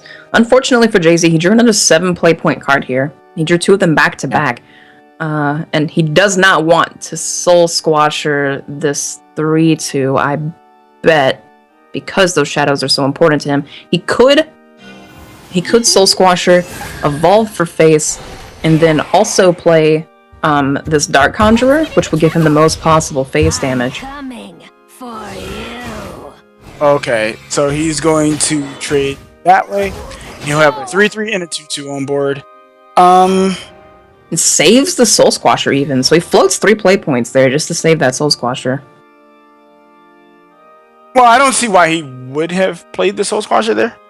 He knows his opponent's going to have to Evo into it, Evo into his board. So, Right. It's basically just saying, Gimme. oh, he got the Levy. Ooh. But again, Got the Magic left- Illusionist is probably just your better play here. Mm-hmm. Because if you evolve a Magic Illusionist, Soul Squasher is terrible against that. You don't want a Soul Squasher. You didn't evolve. And he's not evolving. That was And so he's good. gonna- He had nothing to play this turn, but he drew the best possible card to play this turn. Yeah, for sure. So I think we're going to see that Death's Breath for sure. One of the, just to point out to the audience, like one of the key things about fighting Burn Rune, or Burt Rune as we're calling it now, is that you want to deal with their sigils. Like the less sigils they have in play, the less options they have. And right now, there's a lot of sigils in play. There are quite a few. Usually, Jay-Z's weighing the options here. He has to get a 6th shadow for Death's Breath to give all the zombies ward. But he also has to weigh the options here. Like, does he bother trading into that and then possibly having Master Mage Levi wipe his entire board? We know that it can't because Taboos is actually in Van Hactrox's list, but he's definitely weighing his options here, which way he wants to play this out. Well, he's just playing the Death's Breath. Doesn't care. He wants the shadows. He wants to keep them for Eater, I would imagine. Yeah. And no Evo, which is fine. He did break a sigil, so there's that. But now, oh man. I like Jay-Z's line of just playing the Death's Breath. He will build a ton of shadows. Yeah, for the bodies, yeah. It's not something we see too often. This Magic Illusionist trading in, actually, not a lot of people know that, but Taboos puts a consistent, he has a consistent effect, where if any enemy minion ever dies without Earthrights here, then you do get a zombie. But at the end of the turn, it also pops an Earthright to eat a minion, which will also give you a zombie. So, yeah. Hactorox basically just played Eater himself. Oh, he drew 3 7 play point cards in a row. That's so unfortunate.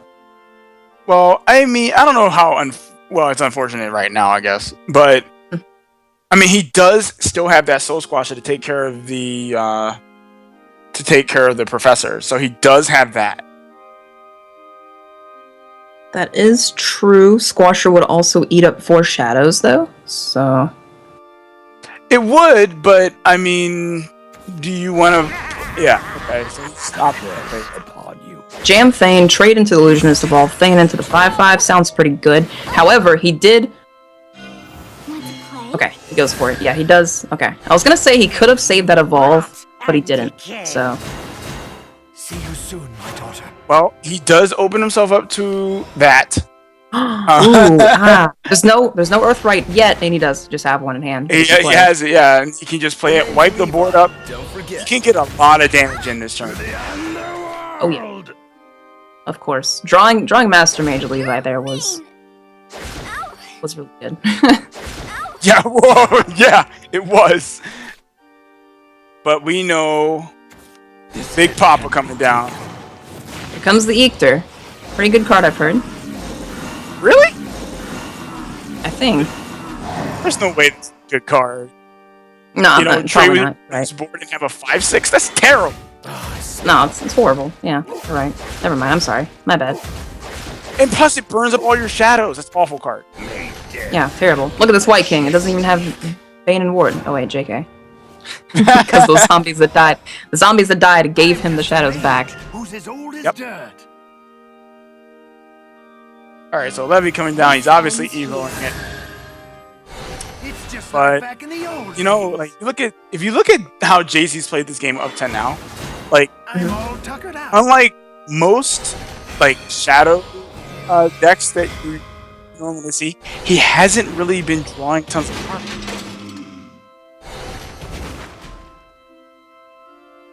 Yeah, this play is just ugh. He does put him at 6 though, so I mean, he does. I mean, he's sitting on 2 Wizardess in hand, so I mean, he could just top that. And we know he's running Demonic Strikes, so he could just, draw in the Demonic Strikes, lickety split, finish his game. he could, yes. Jay-Z, however, can Thane. And if Hactorox doesn't draw either Lethal or Mutagenic Bolt, this is really good for Jay-Z. Yeah. But he probably will draw one of them. He'll draw one of them, I'm sure. Oh yeah, he gets to draw a minimum. Well, he's definitely going to draw 3 cards. Oh wait, no. let's see, he plays the other card. It'd be 4 cards. My bad. So, he will be able to draw some cards with his Wizardus, depending on what he draws right now. This is basically up to Wizardus. Mm-hmm. You know, I mean, you've played. I'm not sure if you have, but there's a feeling when you jam a Wizardus and you're like this close to lethal, and then all of a sudden, boom, you win. Even though your opponent had you dead to rights, like it's a pretty good feeling. Oh yeah, Wizardus can definitely do that, but she can also do the opposite. She can just draw nothing. Yeah. Well, we did see it last game. Last game we saw. Yeah, we saw her pull some rat. Ooh. Okay. Piercing's good, but it's not good yet. Yes. Well, I mean, she does have the Wizardus, so. Oh gosh. Well, he can. Oh man, this feels awful. That's pretty bad. Yeah. Those literal bricks we were talking about. He takes 1 here, and he's staring back at 13 on the board. Yeah. So any 1 damage. Jay-Z draws 1 damage. If Jay-Z draws Soul Conversion, if he draws Demon Eater, if he draws Ether, if he draws Angel of the Word, is 1 damage. Got him. Right. Jay-Z, don't miss lethal. 2 plus 2 is 4 plus 4 is 8 plus 5 is 13 plus 1 is 14. No. Counting with casters here. He got it. Is God's word. Yep. And Impressive. wow. Looks like Job. There it is, a 2-0 victory for Jay-Z, and NGE is now upgraded from Season 1. We can teach arithmetic and also perform arithmetic on desk. Jay-Z top-decking lethal in both games! Both games he top-decked the last answer he needed, and he was definitely ahead, I think, for most of the situations in both games. He seemed to really just be on top of kind of the advantage for the most part. So he will be 1-1, and Ban Hackterox becomes our first competitor to go 0-2, so far behind in the round robin. There are still more matches to come, 6 players in the group, and they have to play every other player in the group, so that's 5 matches. So he could go 3-2, or he could go 0-5. Nobody knows right now. But not looking good. Jay-Z will earn a redemption after a loss against Cure Mango. And so the Mana Surge versus EXG kind of history here is EXG is in the lead. Taking a look at some of the team versus team situations here, it seems like Mana Surge has gotten their first win after losing twice. So in aggregate, they're about 1-2. And then Disastra with Underwear kind of heading that up. And we can take a look at this right now. Disastra actually is up just 1 win here. There you go. That's the standings for Group A right there. And then Cure Mango, of course, from EXG, as well as Ganger, will lead EXG into a 2-0 situation here. Ban Hackterox, of course, there at 0-2. So still quite a few more players to watch. Group B still has a bunch of people sitting there. We have Les versus Spray Quaza coming up, so another Mana Surge game, another opportunity to push their score line upwards. And then we have CPV being represented by Boltholes himself, and then Shadow Nexus's one representative, Care Package, which I'm sure you're very proud of him, is going to be playing in that second to last match. In the last match of the day, we have Doc Hack and Hallowed Skies, who actually have a big representation in Europe. Their representative here is Pancake Reaper. Pancake Reaper, what a name! Pancake Reaper. He likes pancakes, man. Does that imply that he likes to eat pancakes? He destroys them by eating just incredible amounts of pancakes, or is he a pancake reaper because he hates pancakes and seeks to get rid of the pancakes of the world so nobody can enjoy them? That's the one you're going with, Evie? Yeah, I think it's the latter. I think he goes around with a scythe, just cutting up pancakes. Maybe the scythe is made of pancakes. Pancake scythe. He's a pancake reaper. Like that's Right. his tool. All right. Well, Yeah. we can think more about that in just a bit. We're about to head into a break, but before then, a few reminders here. Shadowverse.nge.io. Please go to the website. Go open up Chrome, Firefox, Internet Explorer. You know, hook up your 56K modem, and take a look at some of the tournament details there. Also, at Shadowverse Game, if you want to discuss what Pancake Reaper's tool of destruction is, whether it is constructed of pancakes themselves or if he likes abusing pancakes, send us a tweet, let us know. Also, would like to remind you, join our Discord, the Shadowverse Open Discord. There you can find a lot of interesting people to talk to and talk Shadowverse and find people to play against. Also, make sure to remember and keep these guys honest to their score line. Envy is far in the lead now. He's very far in the lead. But we'll see how Group B does. We'll see how Group B goes for ISFI. He's going to get 2 choices here over Envy. So we're going to go to a break and figure out what those choices are. And when we come back, Group B of the North American Round Robin continues. We'll see you guys soon.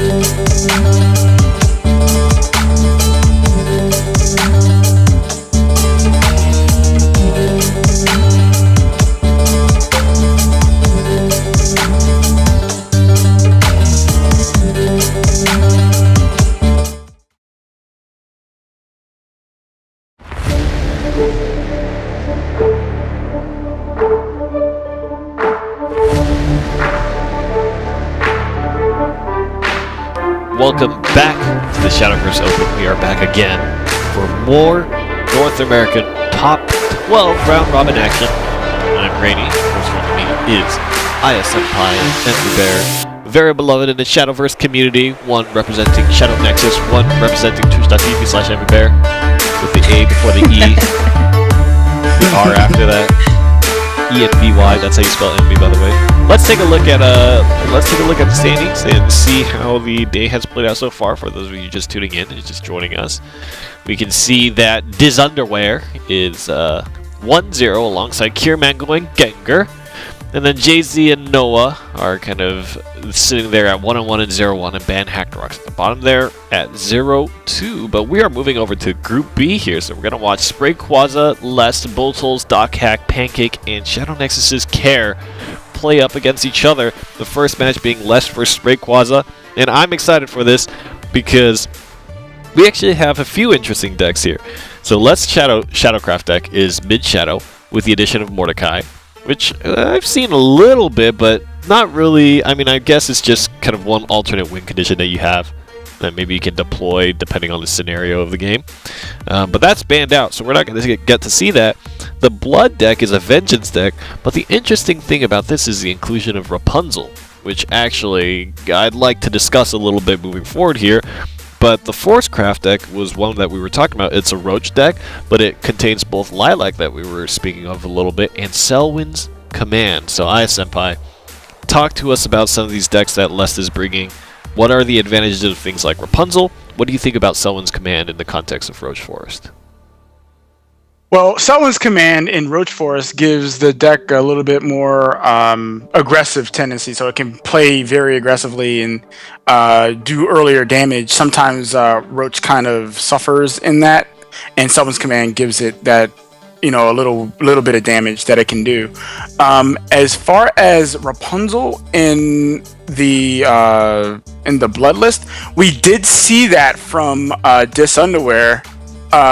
We saw that when he won last week, and it was putting in some pretty good work, gotta say. The thing about Rapunzel is that since it's a 2/5, it can be really hard to kill, and if you're playing it on the draw and you're going into an Evo turn, you will be able to attack with it the next turn probably. So it's not bad. It's definitely not bad. I can certainly see why someone may want to put Rapunzel in their list. What do you think, MV, about Spray Quaza's list as we're getting ready to jump in here? Lest versus Spray Quaza. He's bringing Dragon Ramp, and he also has a Forest deck, and it's more traditional Wolf Bolt. Can you give us an idea of how these decks will play out against each other? Do you think one has an advantage over the other? It's been so long since I've seen anything Forest do anything, but they're both playing Forest, so it's kind of weird. Ramp Dragon and Wolf Bolt both say slow to me is the word they're saying, and I think slow is not where the current game wants to be. So yeah, very interesting. All right, ISFI, I said I would, so you get to have it. Which one, Lest or Spray Quaza?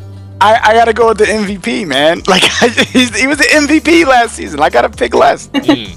Lest, known for the tournament-winning Imperial Dragoon play, as well as many other incredible feats in Season 1, will be Senpai's choice, so let's see if Spray Quaza can pull it through for Evie to extend her lead even further, but there we have it on the screen.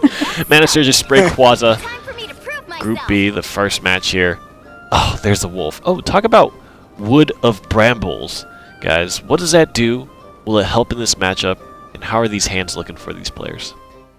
Alright, Wood of Brambles, it has a fanfare effect of when it's played, it adds 2 fairies to your hand, and it also gives all of your followers a clash effect that says deal 1 damage to the enemy follower. So that, when it clashes.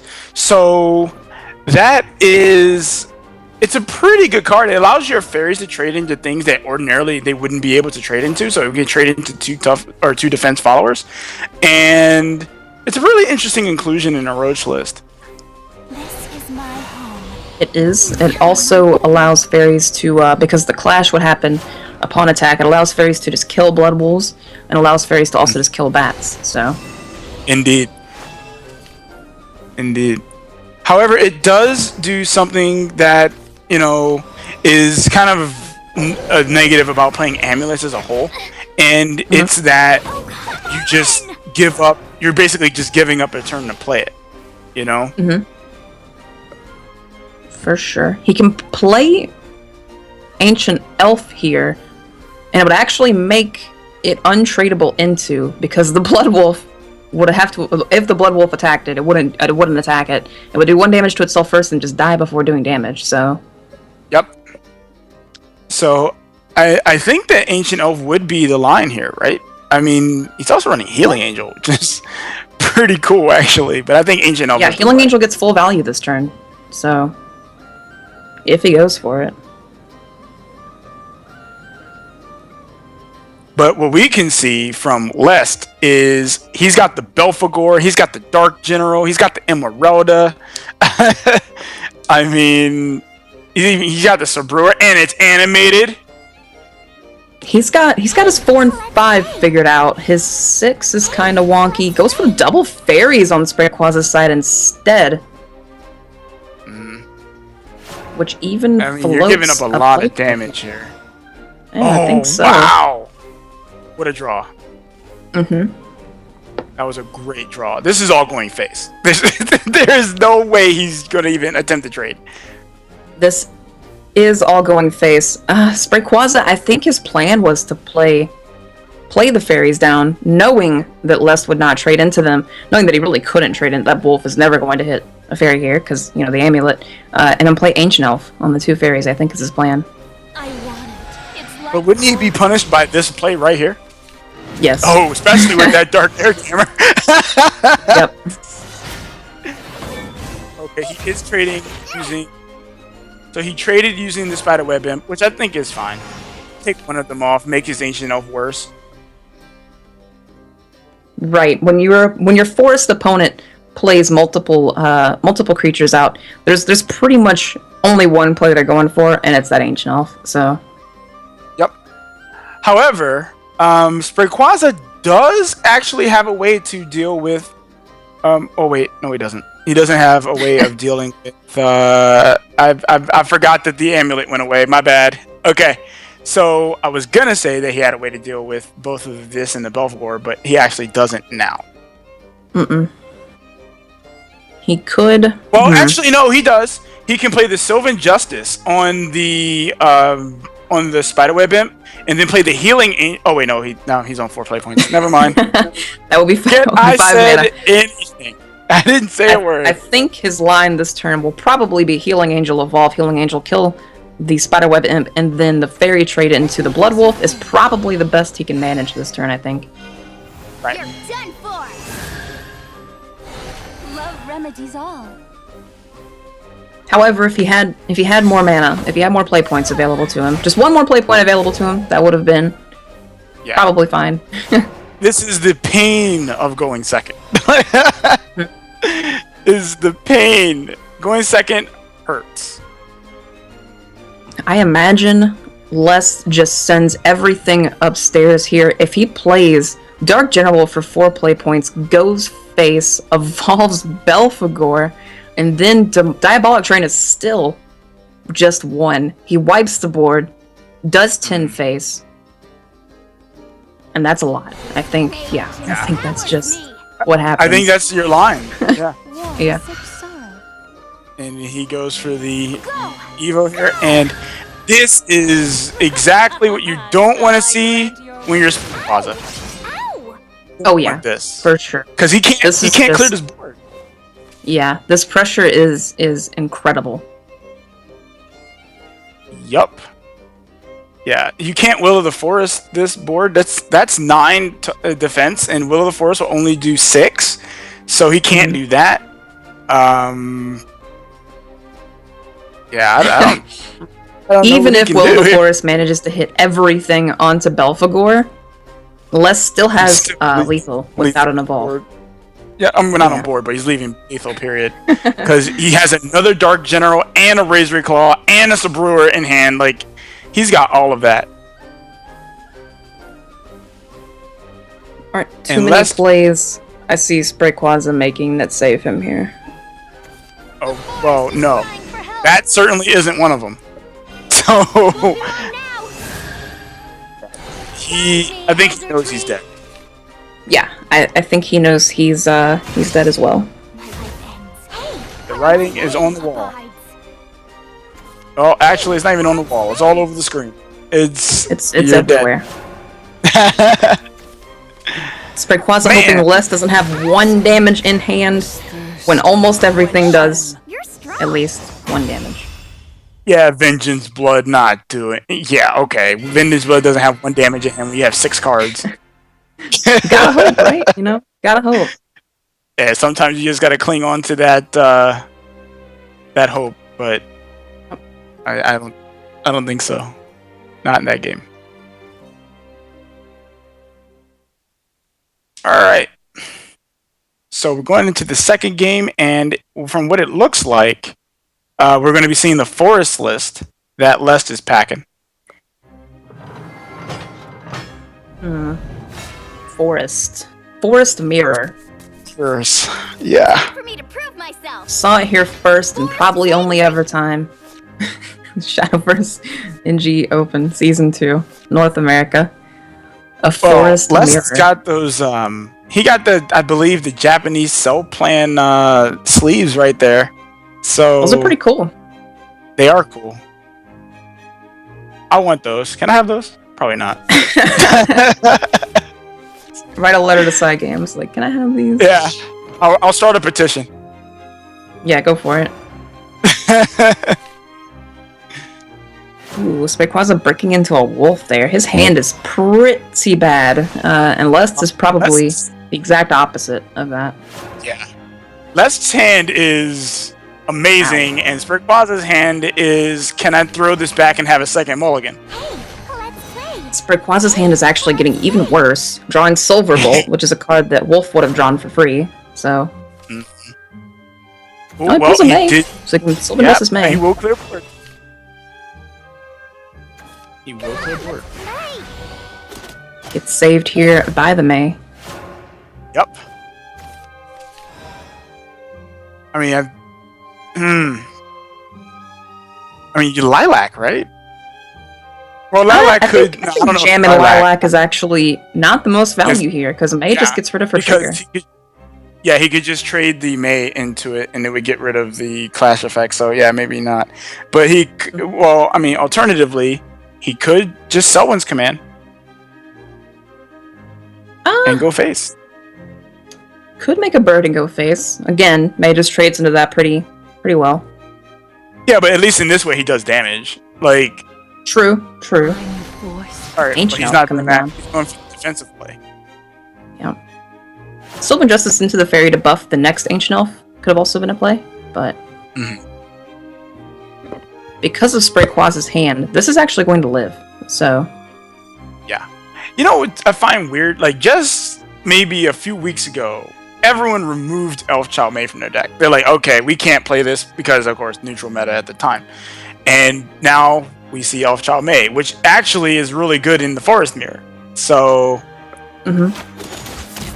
Well, it just shows how up and coming and head of the meta the NA region really is. Wow. Top deck's the best possible 4-mana play going second. You're done for. Yep. Elven is this mage. Elder Tree. Oh, come on! I mean, yeah, this is fine.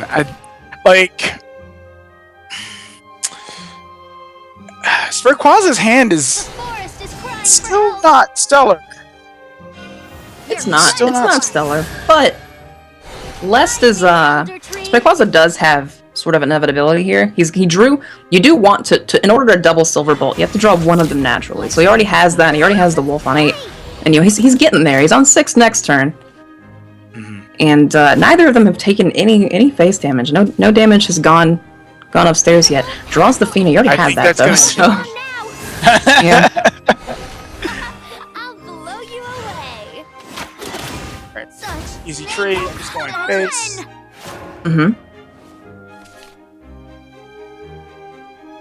And healing Is that angel healing again. angel? Ooh. Well, this will The clear. little forest. That card. That hasn't been used probably yet. in the NGE Open. Will of the Forest. Remember, back when everyone was noobs and people would play Temple Defender and someone would think they could get rid of it using Will of the Forest? Good times. Yes. Remember that. Will of the Forest, for those of you who don't know, is a 5-mana spell. It's actually on screen right now. Good job. That does 1 damage to all the enemy minions a random number of times, but if you just have enough cards in hand, the random doesn't matter. Like if they have 6 toughness total on board and you have 7 cards in hand, after playing the Will, then that's just a board clear. So. Yep. Now, I think Lest is going to want to start, setting up for this Roach combo. He's done some pretty decent damage so far, and I think he might want to start setting up. The Goblin Mage here is actually one of the reasons, when you mention people would stop playing May, Goblin Mage is actually one of the reasons, because sometimes she gets, May pulls her, or she gets pulled by May, and you don't want that. So you want roaches, you want things that do stuff. Well, he drew wood. What are the brambles? So it's bramble something. Yeah, I think it's. We'll find out when it's played. It's something brambles. I think it's wood of brambles. Wood of brambles, I think. Spirit Quaza drawing a roach of his own. Well, he does. Spirit Quaza will be able to play that White Wolf next turn, assuming he's not dead. Yeah, he actually could.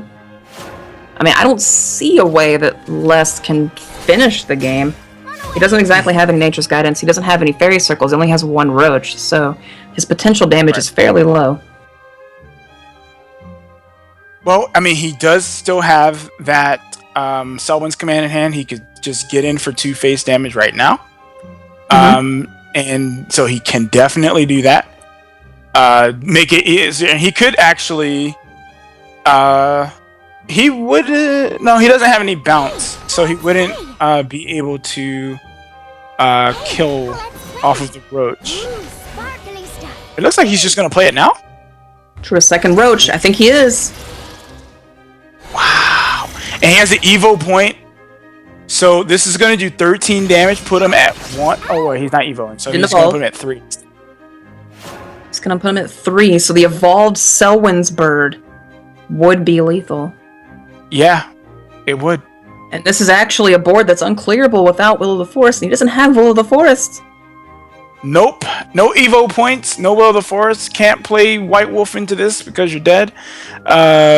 You could play Roach, trade into something, but then he's still dead. It's like all roads lead to the same thing.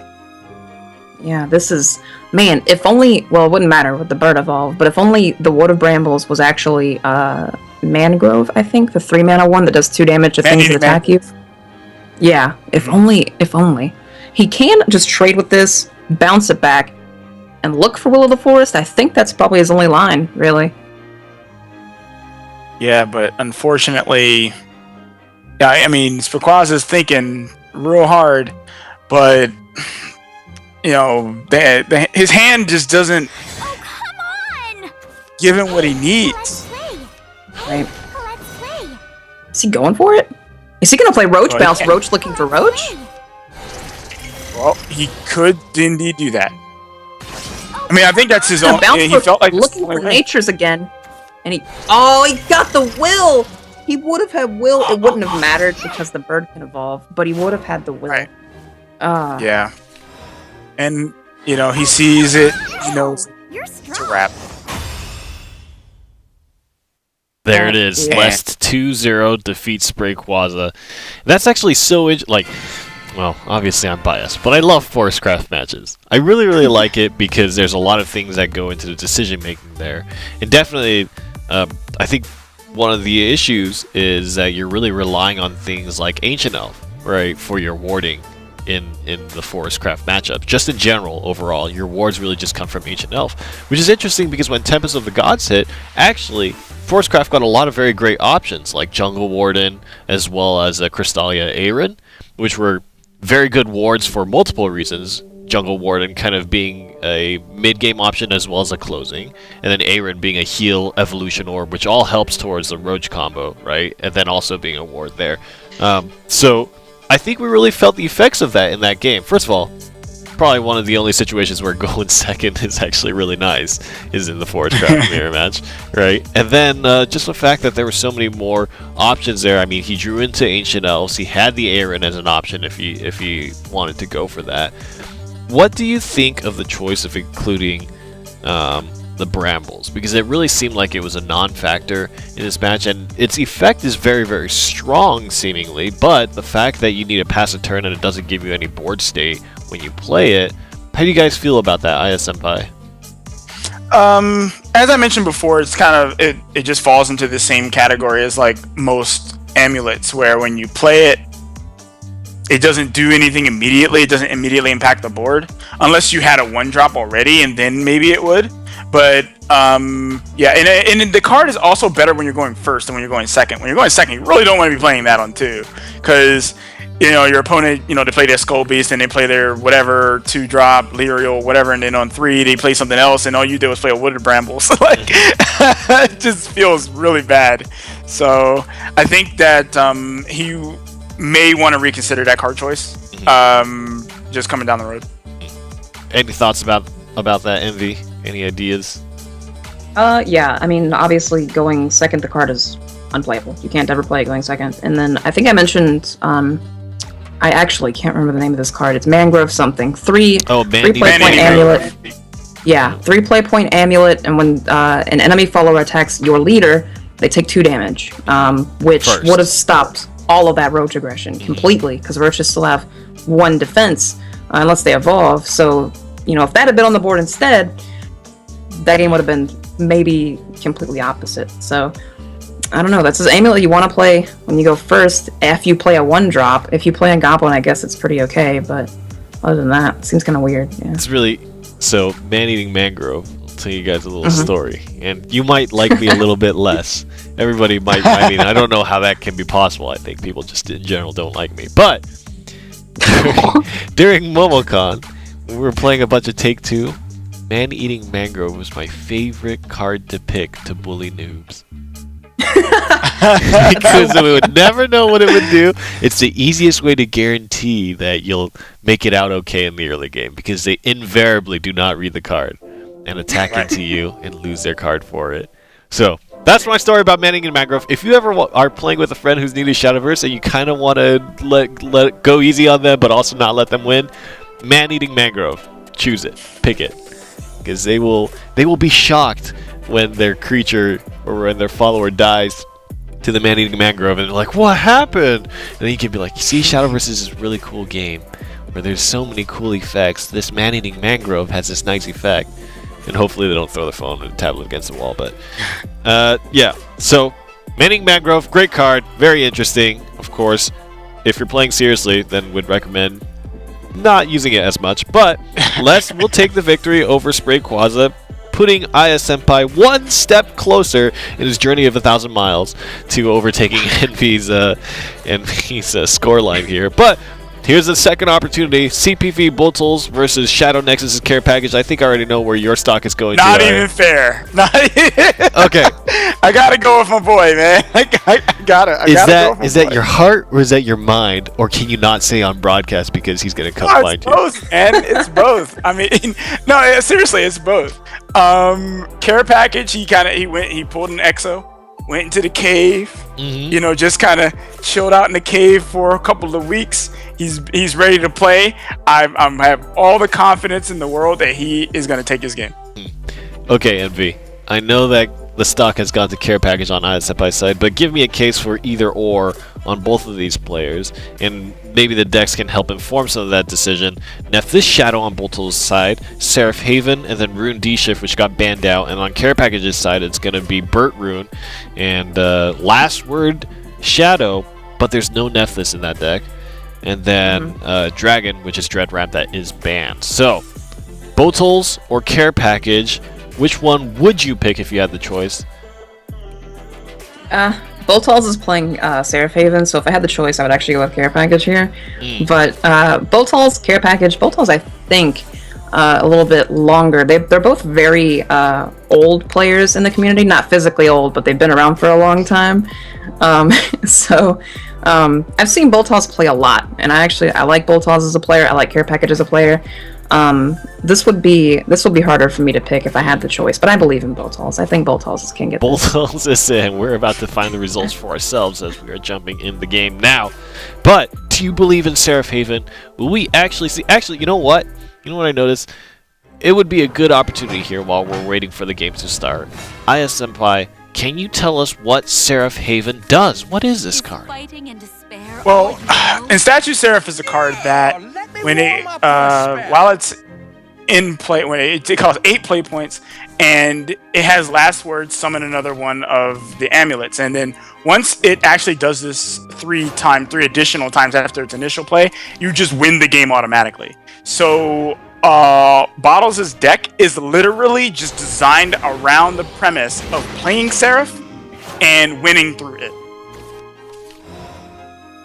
Right. The last one literally just says 3 words, and those 3 words are "win the game." So. Yep. It literally says that. Although Burt Rune, Seraph Haven has always been kind of weaker to aggro, like all the late game sort of combo decks are, and Burt Rune is one of the better aggro decks right now. So this is gonna be tough for Boltholes. Care Package's hand is looking pretty good. It's not terrible. I mean, he doesn't really have a 3-drop right now, but he is on the draw, and you know, Bottles' hand is not so good. So I mean, it's okay, but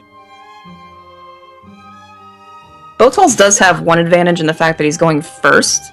That'll not only slow down Care Package's aggression, but it'll also allow him to play Seraph if he has the board initiative. He can play Seraph as soon as possible in the game. So,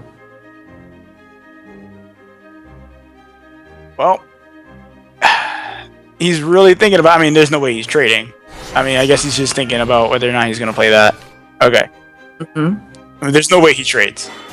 No way. No way you ever trade there. Radiance Angel, the draw for Boltholes, but he's just gonna probably play it on Sacred Plea as well, I bet. Yeah. Oh, no reason not to. Yeah. But now we have a chance to see a fair amount of damage being dealt. Base damage. Smorking him. Yep. You can go in, you can play Halo Golem. Sorry, I almost said Halo Angel. Halo Golem can nom that Earthright hit 3 face, and then an Evolve from Dwarf Alchemist adds 5 to that. So. And he got another Magic Illusionist? Okay. So. Yeah, it's all face all the time. All face. 100% face. Face is the place. However, Boltholes can, he now has the initiative with that Beast Call Aria popping. He can throw this bird in, make room for his Radiance Angel, who will not only heal him for 3 again, but can also evolve and trade over. He can actually kill this board, so.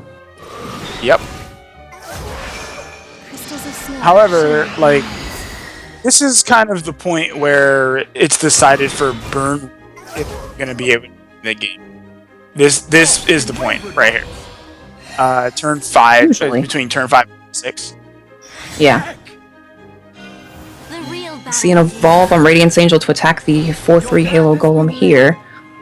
And I don't know, Care Package is he's out of onboard Earthrights, however he can just fill them back up. Those Magic Illusionists are actually not that great against Rune.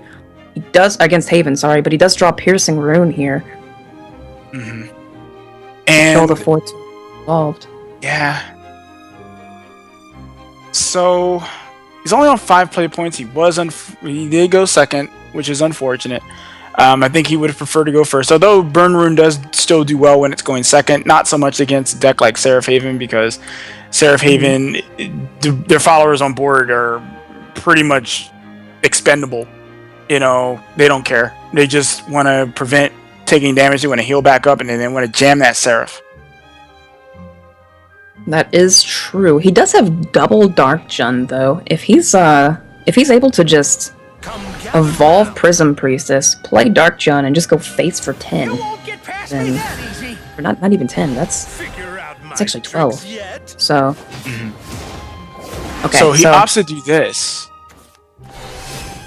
care package Okay. going for the piercing rune here, making Dark Jun not a play. You cannot play Dark Jun here. Well, I guess you could, but not really. Yeah, he could, but I don't think he wants to really waste his, turn playing Dark Zone right now, right? Mm-hmm. Let me show you something. Alright. Another Beast Claw Aria coming down with a Sacred Plea. So, Bottles he may very well survive the threshold that I was just mentioning, and if he does, this could be really, really bad for Care Package. Although, Care Package is, again, playing Burnt Rune, so, I mean, he could just draw into all the burn he needs. He could. I think Boltholes is very heavily considering evolving this Prism Priestess to not die to an AoE Master Mage Levi, which would put the Master Mage Levi at 2 when it evolves over the Prism Priestess, which would allow Dark Jun to clear it for free. Mm-hmm. He thought about that long and hard, and he goes for it. And Care Package draws yet another Dwarf Alchemist. Toward Alchemist, yeah. I can almost guarantee that he didn't want to draw that. Boltholes with a very heads-up sort of play here. Master Mage Levi. It's going to play out exactly like he wanted it to if the Levi evolves, but it kind of has to. Yep. It's going to happen the way he wants. Here's what Yeah. real magic looks like. But yeah, there it is. There it is. He's got. Boltholes, yeah. It's exactly He's what like, he wants. yes, he did it. He gets the Oh, this jam is a- Dark Jun and then not have to evolve or anything. He clears the board completely with a 5/5, which gives him initiative into next turn, which may make Seraph safe, which is a huge deal if it is. Yeah. Now we do see that in Bottles' hand, he does not have access to more than one activator, and by that I mean something that would reduce the cost of reduce the countdown of Seraph. So he has one card, just the Sister Initiate, and then that's it. That's all he has. So, Right. Care Package will still have a chance to be able to fight out of this. He will. Boltholes looks like he has the initiative here to attack the Dwarf Alchemist, play the Seraph. You're not going to get a better chance, I don't think. Yeah, I don't think so either. I think this is the time. Wow, he even he alternatively, banishes he the could just ward. not. Well, alternatively, he could just abandon that plan and play. Well, he did get another activator. Killing I think. Prayer is good. Yeah. Yeah. Jams the Seraph. Goes for And it. you Yep. Yep. So Care Package needs to somehow get 6 damage to get. Well, Oh! that. It's not No, 6 though. It's not 6, but he will be able to clear the Dark Zone, and he will be able to do 2. So he will do 5 damage, putting him at 3. So he will be able to do that. We know that he has, But right. Oh, Boltholes, he's hopeless. Seraph is this kind of deck, man. He has to go for the odds because he knows if Boltholes just has the activators, it won't matter. He gets Piercing Rune, Dance of Death. oh my That's goodness. only 6. Yeah, it's only 6, but I mean, this Boltholes has actually, 3 draws to find one more activator. Yeah. He raises his hands. He just has it. He knows. He knows he's gonna draw it. And he got it. That's it. That's lethal. And he got it. I ought to thank you. Seraph lethal. Yes. It's been so Wow. long since I've. Oh my The god. Seraph player in my heart is happy. Rest in peace. I love Seraph. Seraph is great. Same. He's gonna trade the Bob- bird. Gather round. Bottles with the bottle special BMing So our prayers become victory. the bottle That's special. what I call a fight. That was a bad matchup for him, and he pulls it out. I think if he hadn't been going first, that might have been the opposite. But you know, that's the power going first, right there. Yep. Going first. Going first is Oh. good. I've heard that. Going first is pretty good. You know, sometimes you win games when you go first. Sometimes, yeah. Yeah. So Boltholes has to play Shadow now. Which I think is in Care Package's favor again.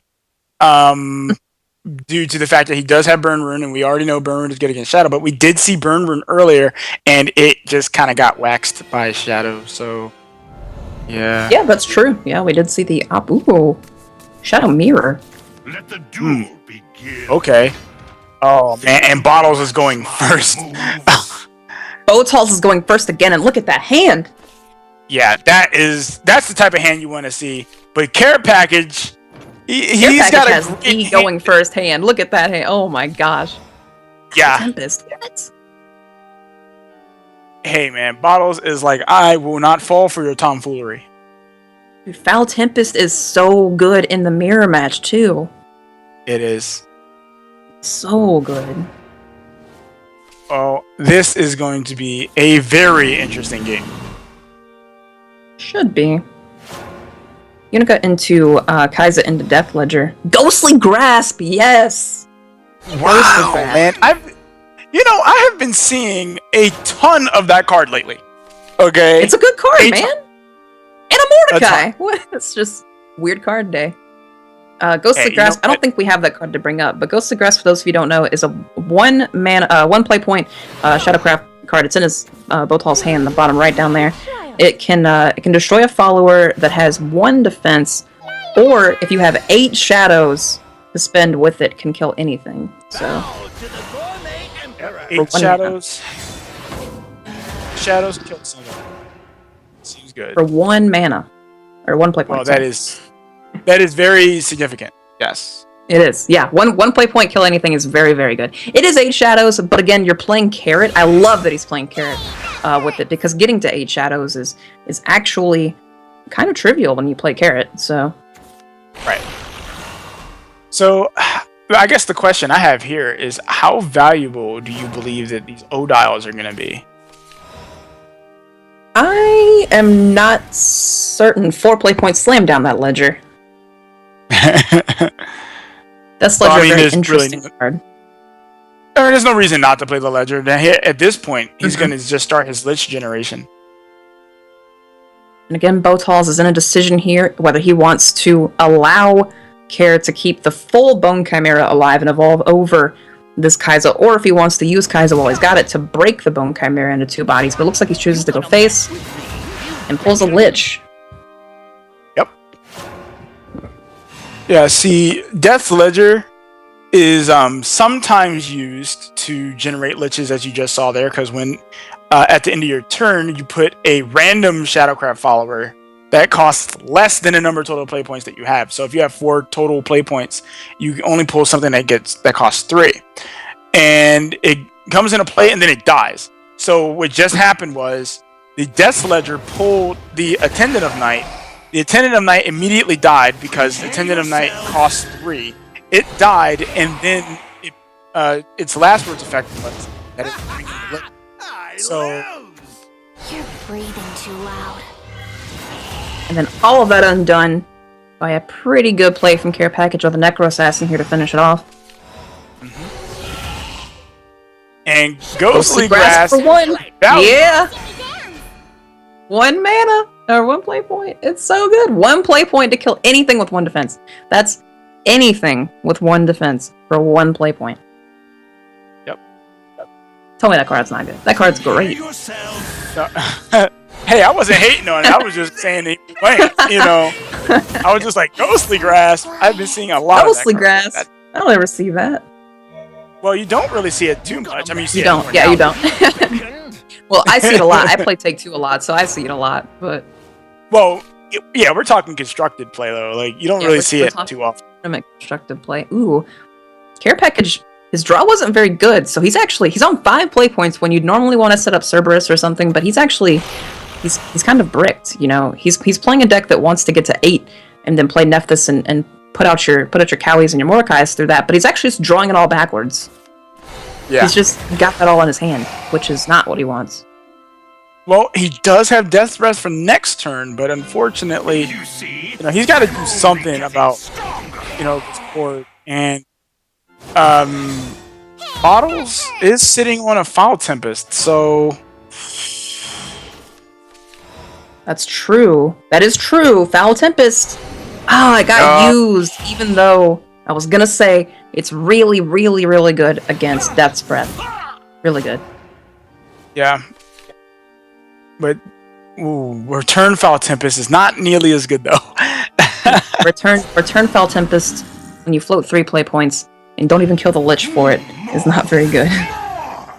And Bottles did the head tap. Like, why did I do that? Like, why did I play that Foul Tempest?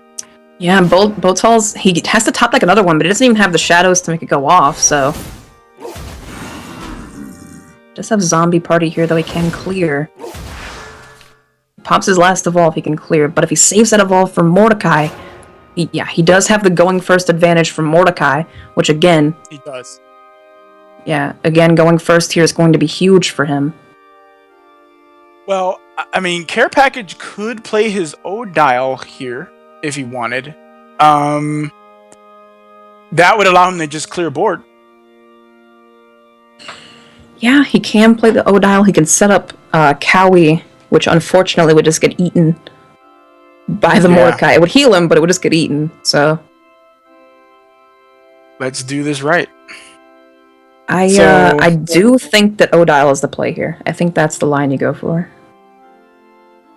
He'll hit for 4 at least, because he'll be able to hit and face with the zombie that's still in play. Right. You also have the O-Dial behind a ward from the zombie, so it's harder to kill her.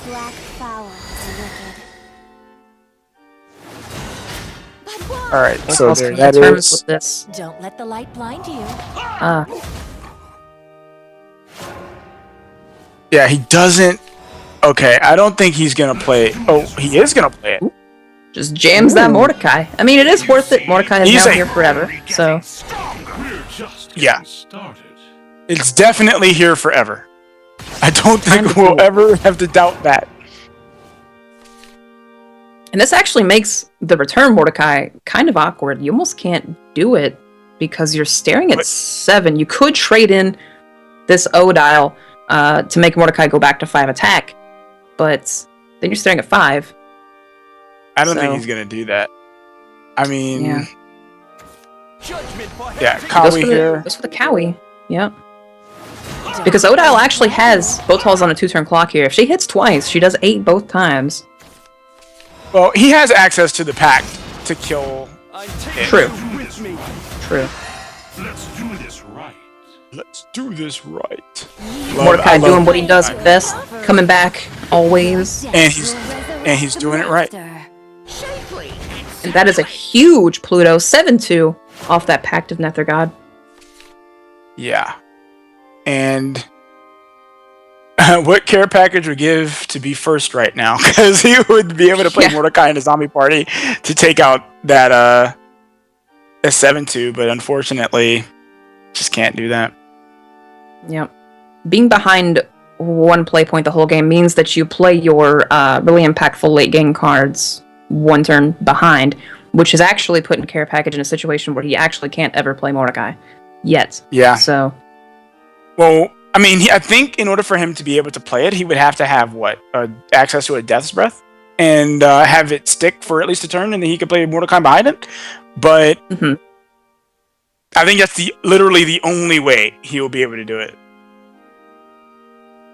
Feels bad for Care Package. He can't even Zombie Party Foul Tempest, although that doesn't matter because killing the Mordecai doesn't do anything. Well, I If mean, he does Boltholes get a can full top board deck here. Foul Tempest here. He's in a great spot. That's Well, not Foul Tempest. Undying Resentment. That's certainly not terrible. It isn't terrible, but now Boltholes has to spend his turn clearing the board. He's got to get rid of stuff. Instead of going face, he can't. He's actually going upstairs here, leaving 3 I don't on the think he board. feels that he's in any danger of dying. Right. Which, well, he's not. He knows that Eekter can't come down. I think. So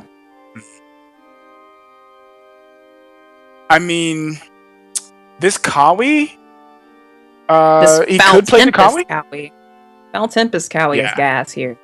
Yeah. Yeah. So I think that's his line. I would think so as well. He's gonna actually eat the Lurching Corpse with Demon This is Eater risky. here. That was risky. That was a 50% chance of not eating anything that mattered. Yeah. He threw the dice to the moon. Plays the Cowie down in the Skull Beast that he just drew and goes face with the zombie. Another Mordecai. Boltholes is kind of ripped out of the game. My goodness, these Kawis have been keeping care package in this game. Yeah, for sure. Well, I mean, that's kind of the point of Cowie. 7 play points, block stuff, and then heal a lot is kind of Cowie's name. So Pretty good. Oh man. So he's out of Kawi's, but he could risk playing a Mordecai here. I don't think he can. I mean, he would trade his Definitely Skull can't. Beast in. Oh, yeah, Okay. I- All right. He's gonna leave. Yeah. He's gonna leave 10 on the board. Yeah. Well, he's going to leave 10 on the board, but he's at 15, and unfortunately, like, what else is he going to do, you know? Yeah, I guess. He could have Foul Tempest, but it would only kill 2/2s. Yeah. This does set up lethal if Boltholes doesn't draw a ward here. And he Got didn't zombie draw card that's it! not good enough. Oh, a care package with the come behind. What world am I in where 3 Mordecais force lethal on people? Boltholes, no! He's just... all he can do is surrender. Oh, man. That was like... Ugh. When you got 2 wards out and you still can't win. Because Kawi keeps you in the game. The heal is so strong, because you have... the ward is effective health, because it stops them from hitting your face, and then when it dies, it actually just heals you as well. Like, so it's such a huge swing when Cowie's able to do that. That was very well played by both players. They played that game about as immaculately as they could. Let the duel begin. Boltholes going second, finally. Warm up for a spell. Well, this... Against Burt. Ooh, that Calamitous Curse. That's really strong, right? That does banish Mordecai, so... You can't keep it, though. Like, I don't think you can No. keep this hand. No. You can't keep that at all. No way. He's gonna keep the levy. I guess he's gonna go for the... Okay, well, he got one. He got the Massive Mage back anyway. So, Unfortunate that he drew it back. yeah. Oh, well, okay. never mind. He's alright. Doesn't matter. It's okay. It's okay. No problem. Got him anyway. Boltholes getting some luck there too, drawing a 2-drop as well. It'll get Red Hot Ritualed, but, you know, at least you can play it down, right? Yep. It's something. It's better than, you know... I mean, I don't know. He could take the do-nothing approach to this. He is going second, but I don't think he can, you know, do nothing and then assume not to take damage. So, yeah. Yeah, against Burt Rune, I think you gotta go in here. Right. Oh, Magic Illusionist. So good right here. Yeah, a trade on the Dwarf Alchemist to develop the Illusionist this turn is actually pretty good. Because when the Illusionist dies, you'll draw a card off that Witch's Cauldron, so... Yup. So, for those who don't know, Magic Illusionist has last words effect. It's perform Earthright, summon a Magic Illusionist. So, what that means is that Magic Ooh. Illusionist, he's going straight aggro. He's like, I don't care. Face. Care doesn't care. Make your offering. He is going Care does- first, though, so I think the aggressive Burt plays are a bit better going first. Well, what's really bad is that Bottle's currently in hand. He has the Death Ledger, but he won't be able to do anything with the follower because the Death Ledger's effect triggers at the end of his turn. Yep. Oh man, this And he is has not to go what you- for it. It's kind of funny, This is this Magic Illusionist is basically invincible. It would come back 4 times, so there are actually 5 Magic Illusionists on the board. So Yeah, tons of gathering rounds. That's happening. And yeah, this is an evoed Magic Illusionist into that Demonic Strike. yeah, I would imagine Demonic Strike gives him a play this turn before he would have had to throw the Magic Illusionist into the Lich just to make room to play something. But now he's still gonna go for that. Gather round. It's trading. Ooh, That's interesting. We did get a Halo Golem. Halo Golem is in hand. This is kind I of don't- weird, though. I don't know if I agree with that. I think I would have just went straight for the face plan. I think when you're going first, I think face is the place. Yeah, but Yeah. I saw a different line. The Halo Golem, I think, comes down this turn. Whether or not it goes face and evolves over Lich or not, I think is the play he's thinking about. If he uses it to kill the Lich and saves the evolve to go face with next turn, I don't know. I think this was the prime opportunity for him to just go crazy with damage. Because he has a levy, and he has two levies. He has the Master Mage levy and the Time War Mage levy. Like, goes for Levi. It looks like he might evolve this and use the Crimson Sorcery to kill the Lich. Like back in the old I days. mean, I guess that's okay. But, I mean, he did just... Oh, he's trading... Throws Levi in. Okay. And saves the Crimson Oh. Sorcery even. Wow. Very interesting He play from opted Care to do Package. 0 damage. Gonna mess with me. Very interesting play from Care Package. A Tentative Knight unfortunately can't attack minions. He's still going to evolve it though. Terrifying, right? Can't attack anything. Mess with me, you reckon? Maybe Boltholes is going for the fake out here. He wants Care Package to think this is a threat. And he wants him to kill Well, it. he managed to do it the first time. He got him to trade into that Lich when he didn't need to. You know? That is true, yeah. That is true. But Master Mage Levy here is in effect still leave two Liches up because we know that the Attendant of Night here is evoed. So when that dies, its last word effect is going to trigger, and then he's going to get another Lich, and then the Master Mage Levy doesn't even kill this Lich.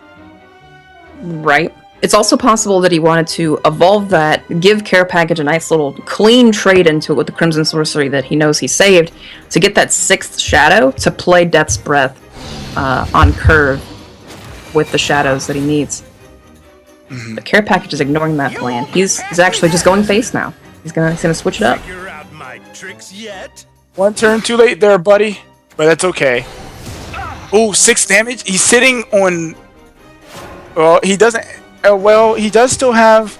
He will have This the actually Magic just Illusionist. sets up lethal. If Death's Breath, yeah, it's lethal Yup. You see? because Attendant of Night can't attack followers. Nope. Womp womp. Well, not quite lethal yet. If this Lich kills, well, yeah, it is. No, there's no evolve. There's It'll actually be no 5 evolve. It's not damage. lethal It won't yet. be 6. Right, it's You not will lethal get yet. a free. You will get to clear this board though. Don't Okay, hold yeah. your cards Boltholes had to kill that. Ooh. He's just drawing all the burn over there. Name's Levi. Don't forget. Just jam that Master Mage Levi. And this is And he really draws another demonic strike and bottles with the head in hand. Like, I think I'm dead. Let me ease your yeah. Boltholes is just gonna die here, I think. Yeah. There's literally no way he can heal. Make Nothing. your offering. Nothing. He's just dead. Well, he did heal. He healed for 2. I said heal but- enough. Yeah, that's not enough. Cowie was unplayable because it didn't heal immediately. And this is just And Carrot Pack is doing the celebratory, whatever that was. And Boltholes. No, he looks so distraught over the situation. A 2-1 victory at Shadow Nexus Care Package will earn over Boltholes, and I feel like it was. Those are some really tough games. The scenarios that propagated, and all 3 of them I feel like were incredibly complex, and there were so many options going back and forth. Do you think that Care Package? Would you still consider Care Package making the incorrect choice there in trading followers rather than going face?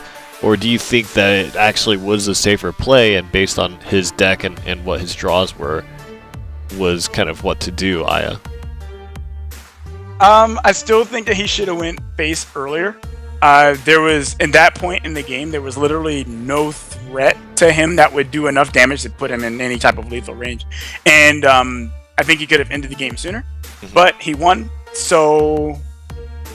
Yeah. What is the difference? What is the difference? Right. So, that being said, that actually puts Aya Senpai, I think, even for today against Envy's predictions. Today. I think it's even now. But this does mean that this last match of the day, where we have Doc Hack versus Pancake Reaper, the decks are going to be Bat Blood with Karabos. We haven't seen that in a while. It's either been banned or people have been opting to play Vengeance Blood. And then the next deck is Forest. And this one is actually interesting. It's Beauty and the Beast with Roach, and how they proc the Beauty and the Beast is using Into the Looking Glass is going to be the method to make the neutral cards available there. And I believe does not carry any kind of Wolf Bolt. So they're really looking for that Beauty and the Beast card to be the game-ending thing. Pancake Reaper is going to be running Haven Aegis, and then Master Taboo Rune. So these are the decks that are going to face up against each other. How does Forest live in this matchup? Now, I know we talk about how Forest is kind of, it's tough to make work. Is there any deck that you would prefer to have Forest run into between the two, Envy? Haven Aegis or Master Taboo Rune? Yeah, actually, Beauty and the Beast, because you're running Beauty and the Beast, and you also have Roaches. Like, you're actually great against Haven. Aegis Haven is very slow, plays a lot of destruction effects, and if you just get a board out, get the Beauty and the Beast out, which is immune to all those destruction effects, and then set up Roach, you just win that matchup. So the interesting thing I think about Aegis that I've experienced firsthand is that if your Beauty and the Beast gets delayed, it actually gets really bad, because Aegis has a perfect evolve swing to take out Beauty and the Beast at full toughness, which I think can turn the game around very heavily. So Doc Hack will need to play a little quicker and make sure that he gets his Beauty and the Beast on curve, or at least shortly after. And of course, I feel like actually in this case, going first for Forest is actually very advantageous. Now, I didn't see, is Doc Hack running Ariette? Because that is a very, very strong synergy with Beauty and the Beast, and I think it's worth kind of taking a look at. But I'm interested to know what you guys think about this particular Forest Craft list, and maybe after seeing this game, we can kind of look at how we feel about it. Because it is kind of a different approach than a traditional Wolf Bolt or traditional Roach. So we'll see. Doc Hack versus Pancake Reaper. Envy, who is your choice? Who is your choice? I think if you're going to play Forest, this is how you do it. Play Beauty and the Beast, neutral synergies. And then the fact that Aegis is on the other side against Roach and Aggro Blood, I'm going to go with Doc Hack. I think Doc Hack has better matchups. And Pancake Reaper, he's got a cool Scythe Reaper name, but I think Doc Hack has got this. A cool Scythe Reaper name. Senpai, if you had the choice, who would you pick? I would have actually picked Doc Hack too. Doc Hack. Mainly because Forest is just good versus it's really strong versus Haven, and his list almost like it's sniping Haven. So. Right. Well, there it is. Doc Hack is favored in this matchup, but Envy goes ahead and puts her token on Doc Hack's side, so Pancake Reaper is the one remaining for you, Aya. But we'll see. HSK is doing really well right now over in the European region. Let's see if that can be the same for North America. The last match of the day, opening the mulligan with Elf Twins Assault and Into the Looking Glass. Guys, Canada versus USA. What's looking better for who? Does Pancake have a chance, or is Doc Hack going to run away with it? Well, Doc Hack got exactly what he wanted. He wanted that Into the Looking Glass. He got it early, and he's going second. And I think he's okay with that. I think he is too. Usually, against Burt Rune, you want to steal first from them, but going second, it can work out, I think. Well, I mean, Beauty and the Beast can be really strong against Burnt Rune, so yeah. Looking Glass just to cycle a card here, not really turning anything into a neutral, since they're already neutral. But Right. Looking Glass does draw first, so it did hit Aaron there. Aaron did get affected by that. I am the Mad Cyclone. Well, I mean, at the very least, he'll be able to, or Pancake Reaper will be able to play a, he could trade here, and then, like, Price of Magic or Red Hot Ritual. And he'll be able to draw a card because of the Witch's Cauldron. Witch's Cauldron, yeah, exactly. Witch's Cauldron is actually one of the newer cards from the latest expansion, and really, really propelled sort of burn dirt rune into playability. It's such a good amulet. Or yeah, Earth sigils are amulets, I think. Yeah. So, Well, one of the things So that, strong.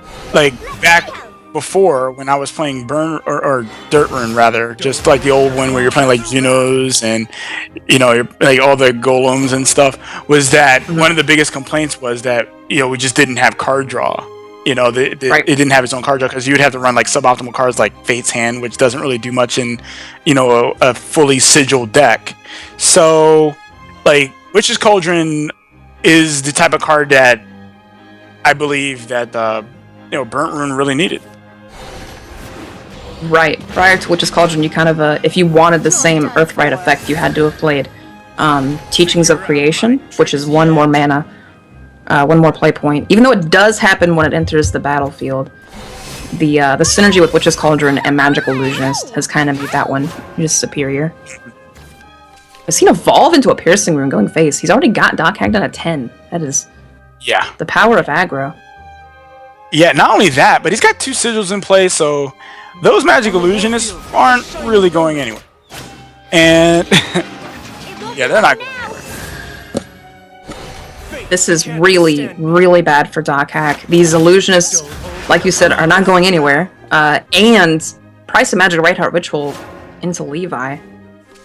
Yeah. Or just So, Red Hot, and Red Hot yes. into Levi puts Pancake 1 off lethal here. Yeah, it does. I'm I sorry. mean, face would be the place. The mage, who's as old as dirt. You evolve the Levi to get that Crimson Sorcery, and probably just hold on to it. Go face with these two. It's just like back in the old days. Well, we can see that he'll probably end up playing that Aaron, but Oh yeah. Aaron has to come down this turn. yeah. But if any removal spell, just kind of turns the lights out. Oh, he's not doing that at all. He's gonna... Gather round. He goes for Elf Twin. I think he's going for a Roach Clear. Ooh, I don't know if he can go for a Roach Clear, because Double needs- Roach Clear. he can't clear with Roach.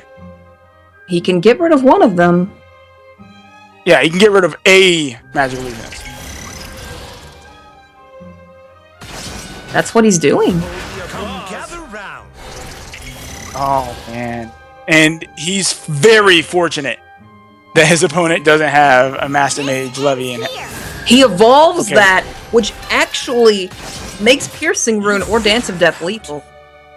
Yeah. He may be regretting it. Oh, Oh my gosh. goodness. The gods descended down and... wow. Doc Hack dodged it for one turn. Yeah. One turn. Oh, come on! One. And then now, full board. Hector Oh, can come man. down. Hector can come down, hit the ward. I mean, don't you just play Aaron here, though? He can't break the Aaron. I mean, I guess you could, but you have Aaron enhanced next turn, and Hector at least kills something on the Yeah, it might ECG. kill something, I guess but now again, he doesn't like, die yeah. to Demonic Strike, so Ooh. Kaleidoscopic Glow. So he could actually bounce back the Red Hot to Yeah, bounce back Red Hot, Kinda or help. bounce back Iron Scrap Smelter. He could do that, but the problem is he wouldn't be able to replay that. He would if he gets rid of his Oz. Oz finds anything. Here it is. Oh Piercing Rune. wow! It's actually not anything. not He has lethal. Illusionist in his deck. That's pretty sweet. He drew an illusionist. Well, I mean, that piercing rune's definitely getting played. Yes, definitely. This Aaron. Oh man, this feels awful. And he hasn't even taken damage. He had to play both of them. Gather round. Pancake is in a lot of trouble. Into the Looking Glass is not good enough. You can bounce Aaron and replay her, but she won't be enhanced. Yeah. And then he would A just shining helmet. kind of... Don't hold your Come gather round. Oh gosh. I am the And he plays Grimner as well, but the Illusionist brings back... I think Illusionist brings back... Illusionist. Magic Illusionist, doesn't it? he did play a Halo Golem. It would bring that back. Did he? If he played Halo Golem, he has lethal. Yeah. Was that this It game? would- it would Are you get- sure? Well, yeah. He played a Halo Just a Golem. mage who's as Are you old sure? as dirt. I'm positive. This game. Yes. Then he missed A lethal. mage who's as old as dirt. I'm positive. He played a Halo Golem. I'm sorry. It's like he's gonna hold it there. That's not good enough. Looking Glass to look for something, but that's also not good enough. Nope. Yeah, at this Flash point... into Oz now. At this point, it's just kind of like the writing on the wall. Death is And not another only figment. that, but he's just kind of delaying the inevitable.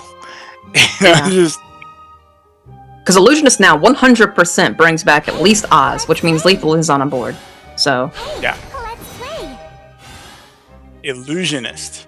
Man. I know that card's kind of been swapping in and out, you know, of favor and whatnot.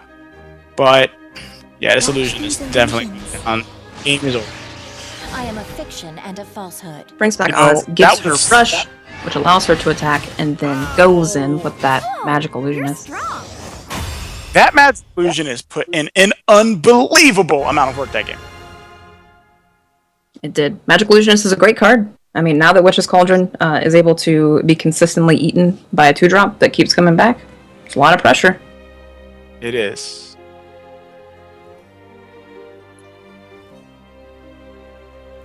It is. So that puts him up All right. one game. I think Doc Hack really got some bad draws that game. Yeah. He needed good top decks, and he didn't get any. So No. He got Wood of Brambles. what a Brambles, man! That card. He got Wood of Brambles. What a Brambles, man. Picks All right. Forest again. Time for me I mean, this is a very favorable matchup for him. Is fighting and Mhm. despair all you know? This is the matchup that I said he has the better chance of winning. So let's see if he proves me right here and goes for it. So Pancake Reaper not exactly getting a swell start, we'll say. That hand is looking pretty crap. It is, yeah, it definitely is. And by his mulligan choices, I think he's going first. Yeah, he's going first. Yes, he is, which makes his hand even worse. Yep. Still bad. Still kind of bad, yeah. Well, at least Although Wood of Wood of Brambles Brambles is basically a dead card, so well, I mean, he'll at least be able to play it on 2, and it won't be a tempo loss because there's nothing there. Not doing it. there's nothing on the board.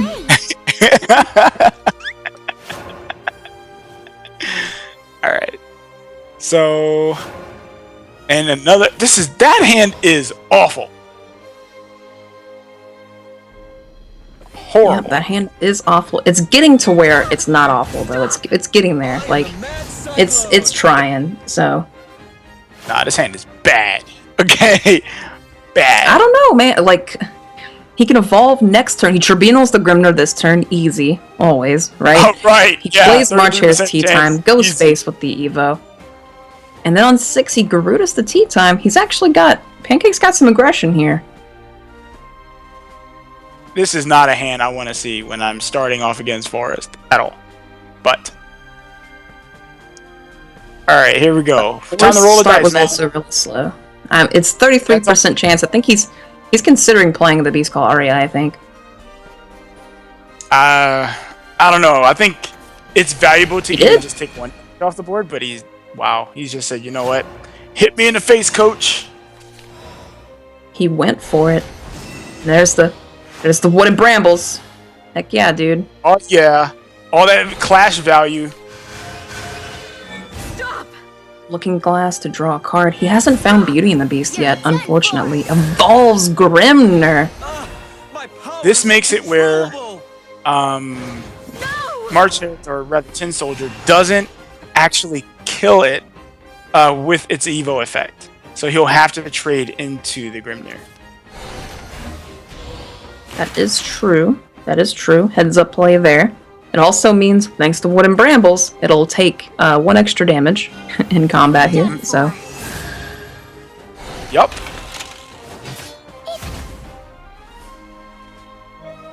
I mean, he's pretty low on health right now. 12 low. 12 is low. 12 is low. If this Goblin Mage finds, if the Goblin Mage off the Fina finds Roach, 12 is very, very low. If it doesn't, 12 is very safe. That Clash, 12 Fina takes no damage. Forest? I mean, if you clear the 5/6, and there's no Roach in hand. That's fair. Themis. Or I think this is a Themis, right? Yep, I think this is a Themis turn, yeah. Because even if he plays the Garuda, right? He plays the Garuda on the March Hares. The March Hares will Evo, take out the 1/1, but won't be able to trade into the Fina. So... Right, he doesn't have stats. Yeah, so... And actually, Garuda can't even evolve over Fina because Garuda would take an extra damage thanks to Brambles, and it would die in the trade. Yeah. When it normally wouldn't. Yup. Brambles putting in work. Yes. Work is It one did word for it, yes. It's doing something. I think Pancake has to consider if he just passes his turn here with Themis, what are the odds Goblin Mage pulls that Roach? If it does, that's just game. It's got double natures. Yeah, I think you just kind of go for it, right? Yeah. I think you just go for it. I think he's got a pretty high chance, so... I think he just goes for it. That would be lethal, right? He would have Fairy, Goblin Mage, Roach Nature's Roach Evolve. It's actually not enough, is it? No. Yeah, it's not enough just yet. I think he would have been one off. So he has to combine it with Fairy Circle, I think, actually. I mean, he's Fairy not in any Circle, danger of losing the game right now. No, he's not. However, he's in danger of it becoming further out of his grasp, so... Right. Well, what he needs, I think, is he needs another Roach. So, if we count the Goblin Mage as 1 Roach, that's 2 Roaches. He would need 2 more. He would need 1 more Roach. Perhaps. Yeah. Well, the Force is good here, too, to stall the turn. He has effectively 1 more turn, so... Because Aegis, if Aegis is what you're worried about, which can't evolve now, actually. Aegis can't evolve anymore, so it's not that big a deal. That dog is a problem, though. That dog is a problem. Yes. That dog is definitely a problem. He got another Nature's Guidance. Nature's Guidance. Which would have been really good, except there's a dog in the way. There's a dog in the way. Also, Elf Twin Assault is... this doesn't happen very often, but it's actually terrible in his hand right now. It does 1 damage to 2 minions. So... Oh. Yup. Is that... I thought Elf Twin was on... I thought it was on neutrals. I guess it's on... Oh, he Looking Glassed his hand, didn't he? Yes, he did. He Looking Glassed those first 5-ish cards. Never mind. So now he can... Well, the Force would only do 6, though. That's not quite... This ends here. No, it's not enough, but... It is now. He's going to evolve the Fairy to do 3 to Dog, which actually gives him the full clear here.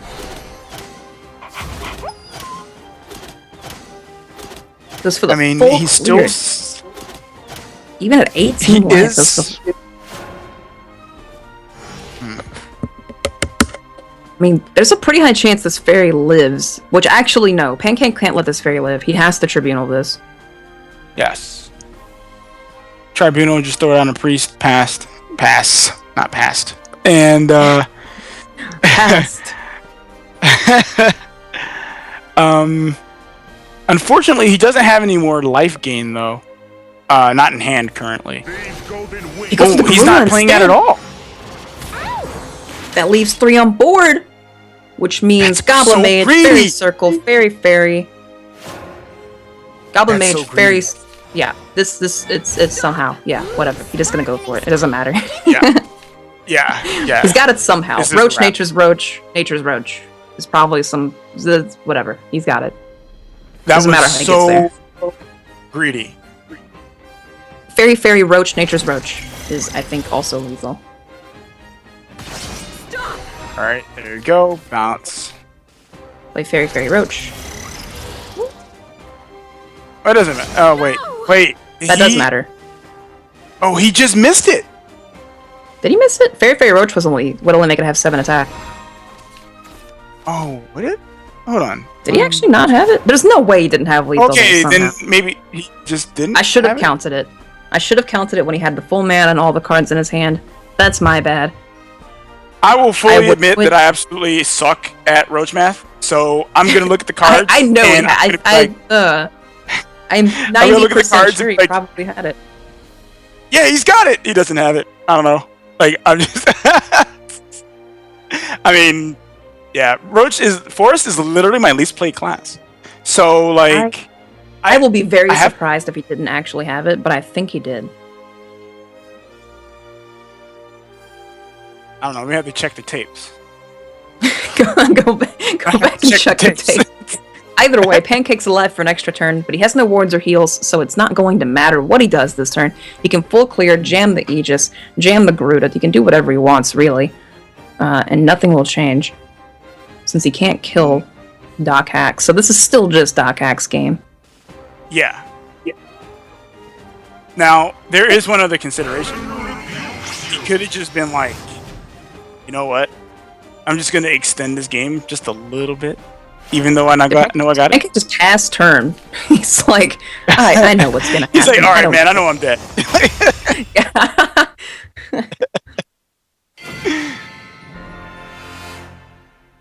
Well, that match played out exactly the way we thought it would. Yeah, exactly. Yeah, Aegis is just a little bit, even when you're going first, Aegis is just a little bit too slow, so. Yep. So, Pancake Reaper and Doc Hack, 1-1. I like how Pancake Reaper is name is, I guess, Pancaker in the game. Yeah. You know, Yeah, Pancaker, yeah. Alright, so we Yep, got Pancaker. Blood versus Haven. Going first. And Blood going first, so if he gets a decent enough hand... Oh no, his hand is terrible. He's gotta draw all of it. Which this isn't, you know? Yeah. No! Poor Doc Hack. Not what you want. Not what you want. I feel anybody who mulligans their full hand and continues to draw bad cards when they're going first in a deck that really, really wants to go first, I feel bad for them, dude. Like, even if they're on Blood, right? Yep. There's the Ambling Wraith too late, of course. Yep. And you know what's about to happen? Yep. Vanish. You guessed it.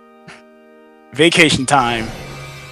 Get out of here. Blanket Scripture has a lot of value on a Vite. Yeah. There's all those 1-drops. He found them all.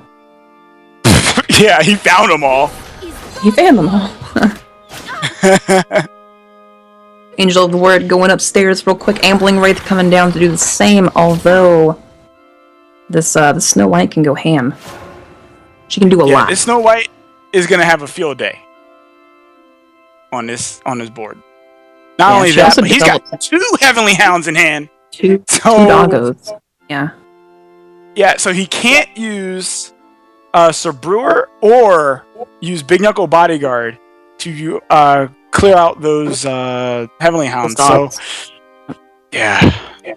I think the play here is to evolve Snow White, throw her into that Angel of the Word so she kills herself and evolves again, play Double Doggo, putting 8 effective life on the board, and then use her new evolved form to kill the Ambling Wraith, wiping the board completely, leaving yourself with 2/2/4 wards and a 2/1 Snow White. I am the mad And he's not doing any of that. Any of that. Yeah, he's just like, nah, that play sucks. I'm going for Grimner. You're done for. I will admit, I'm a little bit puzzled by this line of play. Your line, I think, was the more optimal line, just to get him out, but It was. And BKB, actually, getting more value than it would have. Blood and pain awaken me. Do you evolve Ambling Wraith face here? Do ya? I don't think you do. think so. It's not worth it. No, it's not worth it.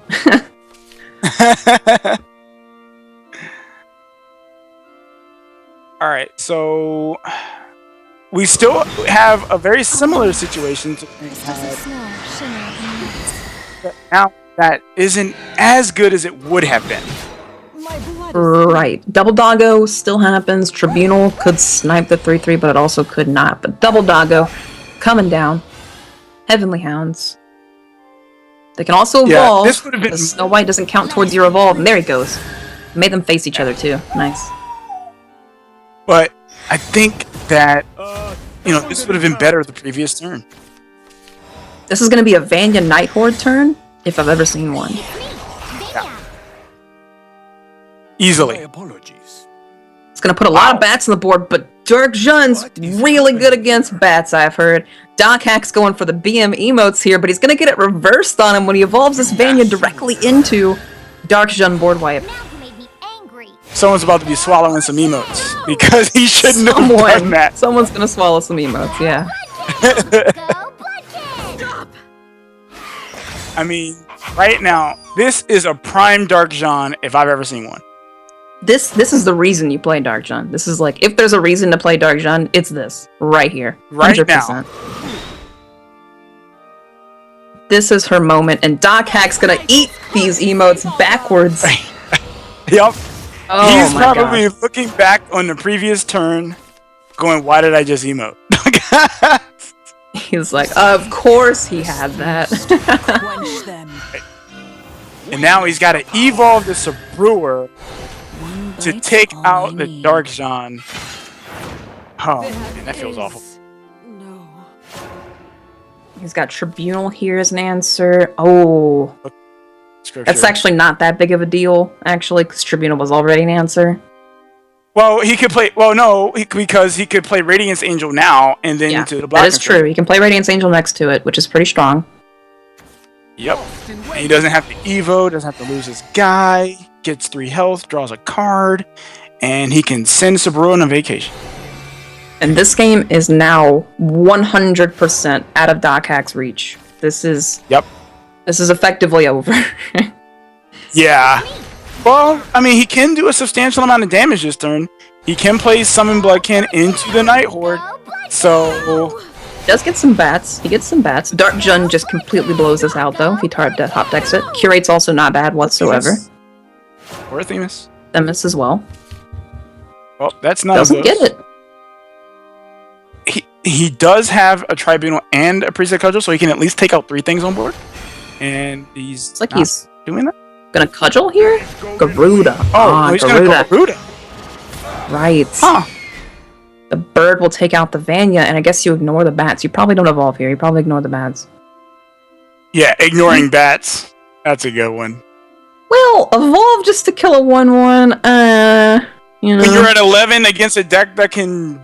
Well, he's actually kind of not a card. Who so cares about bats? Ooh. See, he's gonna evolve, take out the Vanya, and trade into the bat. Well, if this bird hits a bat, this bird's going face. That's an upstairs bird right there. No, that's an upstairs bird. Because that upstairs bird puts him in vengeance, but it also sets up lethal right now. Oh, yeah, he doesn't have it. Doing this for you.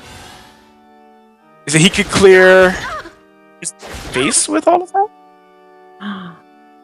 He didn't want to gosh. take any of the damage off board? This bird, he's gonna go face. Wow. Tribunal has 20% chance of giving him lethal here, so he probably goes for it. But if he goes for it, he can't play Curate. He's gonna play Curate instead. That's just safer. Much, much safer. Yeah. He's gonna ignore the bats, dude. I told you, ignore bats, man. What are they gonna do? Hey, man, I'm always worried about the bats. I don't like my opponents having cards. You know, like, I just don't. What are bats gonna do? Like, Well, they're not going to do anything now. Obviously. Oh, Night Horde. sick That's Night what Horde. bats are gonna do. Not enough. Sick Night Horde draw. Not enough. That's what they're gonna do. Hey, he could kill the Curate. Oh, He could, yeah. Me from the he could kill the Curate and still be dead. Poor Doc Hack. He got to go first, but he drew such a bad hand for going first after mulliganing his Yeah. whole hand, man. He didn't get anything until 3. Yeah. Like, he didn't get to play any cards until turn 3. Doesn't even And when you're bother playing- hitting him. He's like, ah, whatever. You win. Whatever. Yeah. Strength is formidable. There it is. HSK Pancake 2-1 victory over Doc Hack. And it looks like, actually, ISFI will make it out of today ahead of Envy. I think he'll win the... He got to pick first twice. Okay, we the gave him losing. a crutch. Let's. That's true. Come on. Oh, wow. Wow. Okay. Wow. Well, that's how it is right now. Pancake will take the victory here. And the Forest Craft actually did win the matchup that we expected to, even though he did miss lethal, by the way. Because 8 play Did, points, Goblin Mage is 0, you play 3 1-drops, that's 4 cards played, 5 bounce, 7, 12 damage. I knew I'm it was very there. happy. I said. I'm pretty sure it's there. Pretty sure it's there. It was there. But it's okay, it didn't matter. Didn't matter, and it's kind of like what ISFI said earlier on in the broadcast. You know, at the end of the day, if you win the game anyways, Yeah, exactly. You won. That's end the discussion. Like, all right, so wow, we've seen a lot of games today. Let's see between Group A and Group B where we stand now in the tournament. And Group A, of course, we've got a bunch of 1-0s tying people up there on the top 3. Jay-Z is going to be 1-1.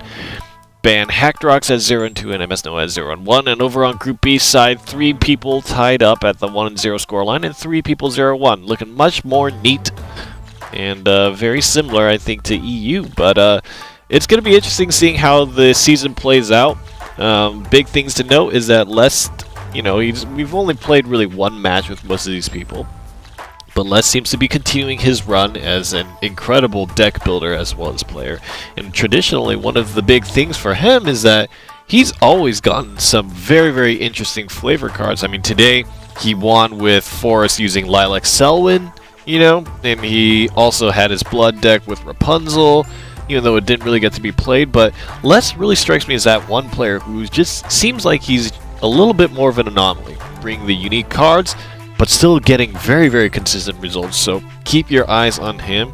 And of course, still these new players here, and players like Kier Mango and MS Noah are going to be continuing to make their road through the round robin here. What did you guys think of the first week of North America? Tell me your favorite moments of the day. Senpai, let's start with you. I'm gonna sound so biased because I am, but the way that Care Package won that Shadow Mirror, it's kind of ringing in my head, man. It was really good. Like he faced down They two were Mords. really great games. Yeah, he Absolutely. faced down 2 Mords and did not concede. He played through it and won. Like that was number 1 for me, right there. All right. Well, for Shadow Nexus, that would be Senpai's choice. What about for you, MV? Is there anything that sticks out to you and kind of really, really caught your attention about today? The match with Boltholes, and Care Package was really, really good series. Boltholes' ability to have bad matchup and just win the first game with those heads-up plays, and then unfortunately, didn't come out ahead. He had bad matchups though, and then also NA is really good at top decking. I don't know if that's just us, Yeah, but that's true. We're top deck gods, apparently.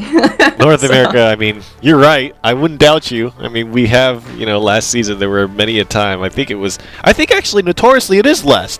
Les, I think in both games top deck lethal, and last season he had like 3 different situations where he top deck Grimners that won him important matches. So anyway, North America is insane as usual. But if you guys want to know more about the round robin play and about both North America and Europe, visit shadowverse.nge.io. All the information is on there. Go ahead and spend some time looking through the website, reading about that.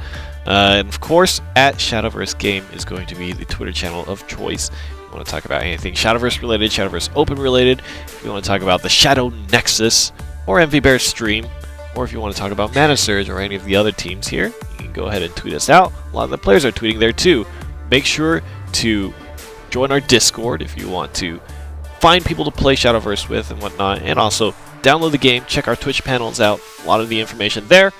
And if you enjoy the broadcast, from myself, ISFI and MVBear, give the channel a like, a big hearty hug, and tune in next week, Saturday, same time, for the European Round Robin week number 2. I believe we'll have Exodium up there, up on commentary that day, so if you guys missed him, he's going to be coming back. But with that, thank you so much for watching. It's been a pleasure. The North American Round Robin Week 1 is now over. We will see you all next week.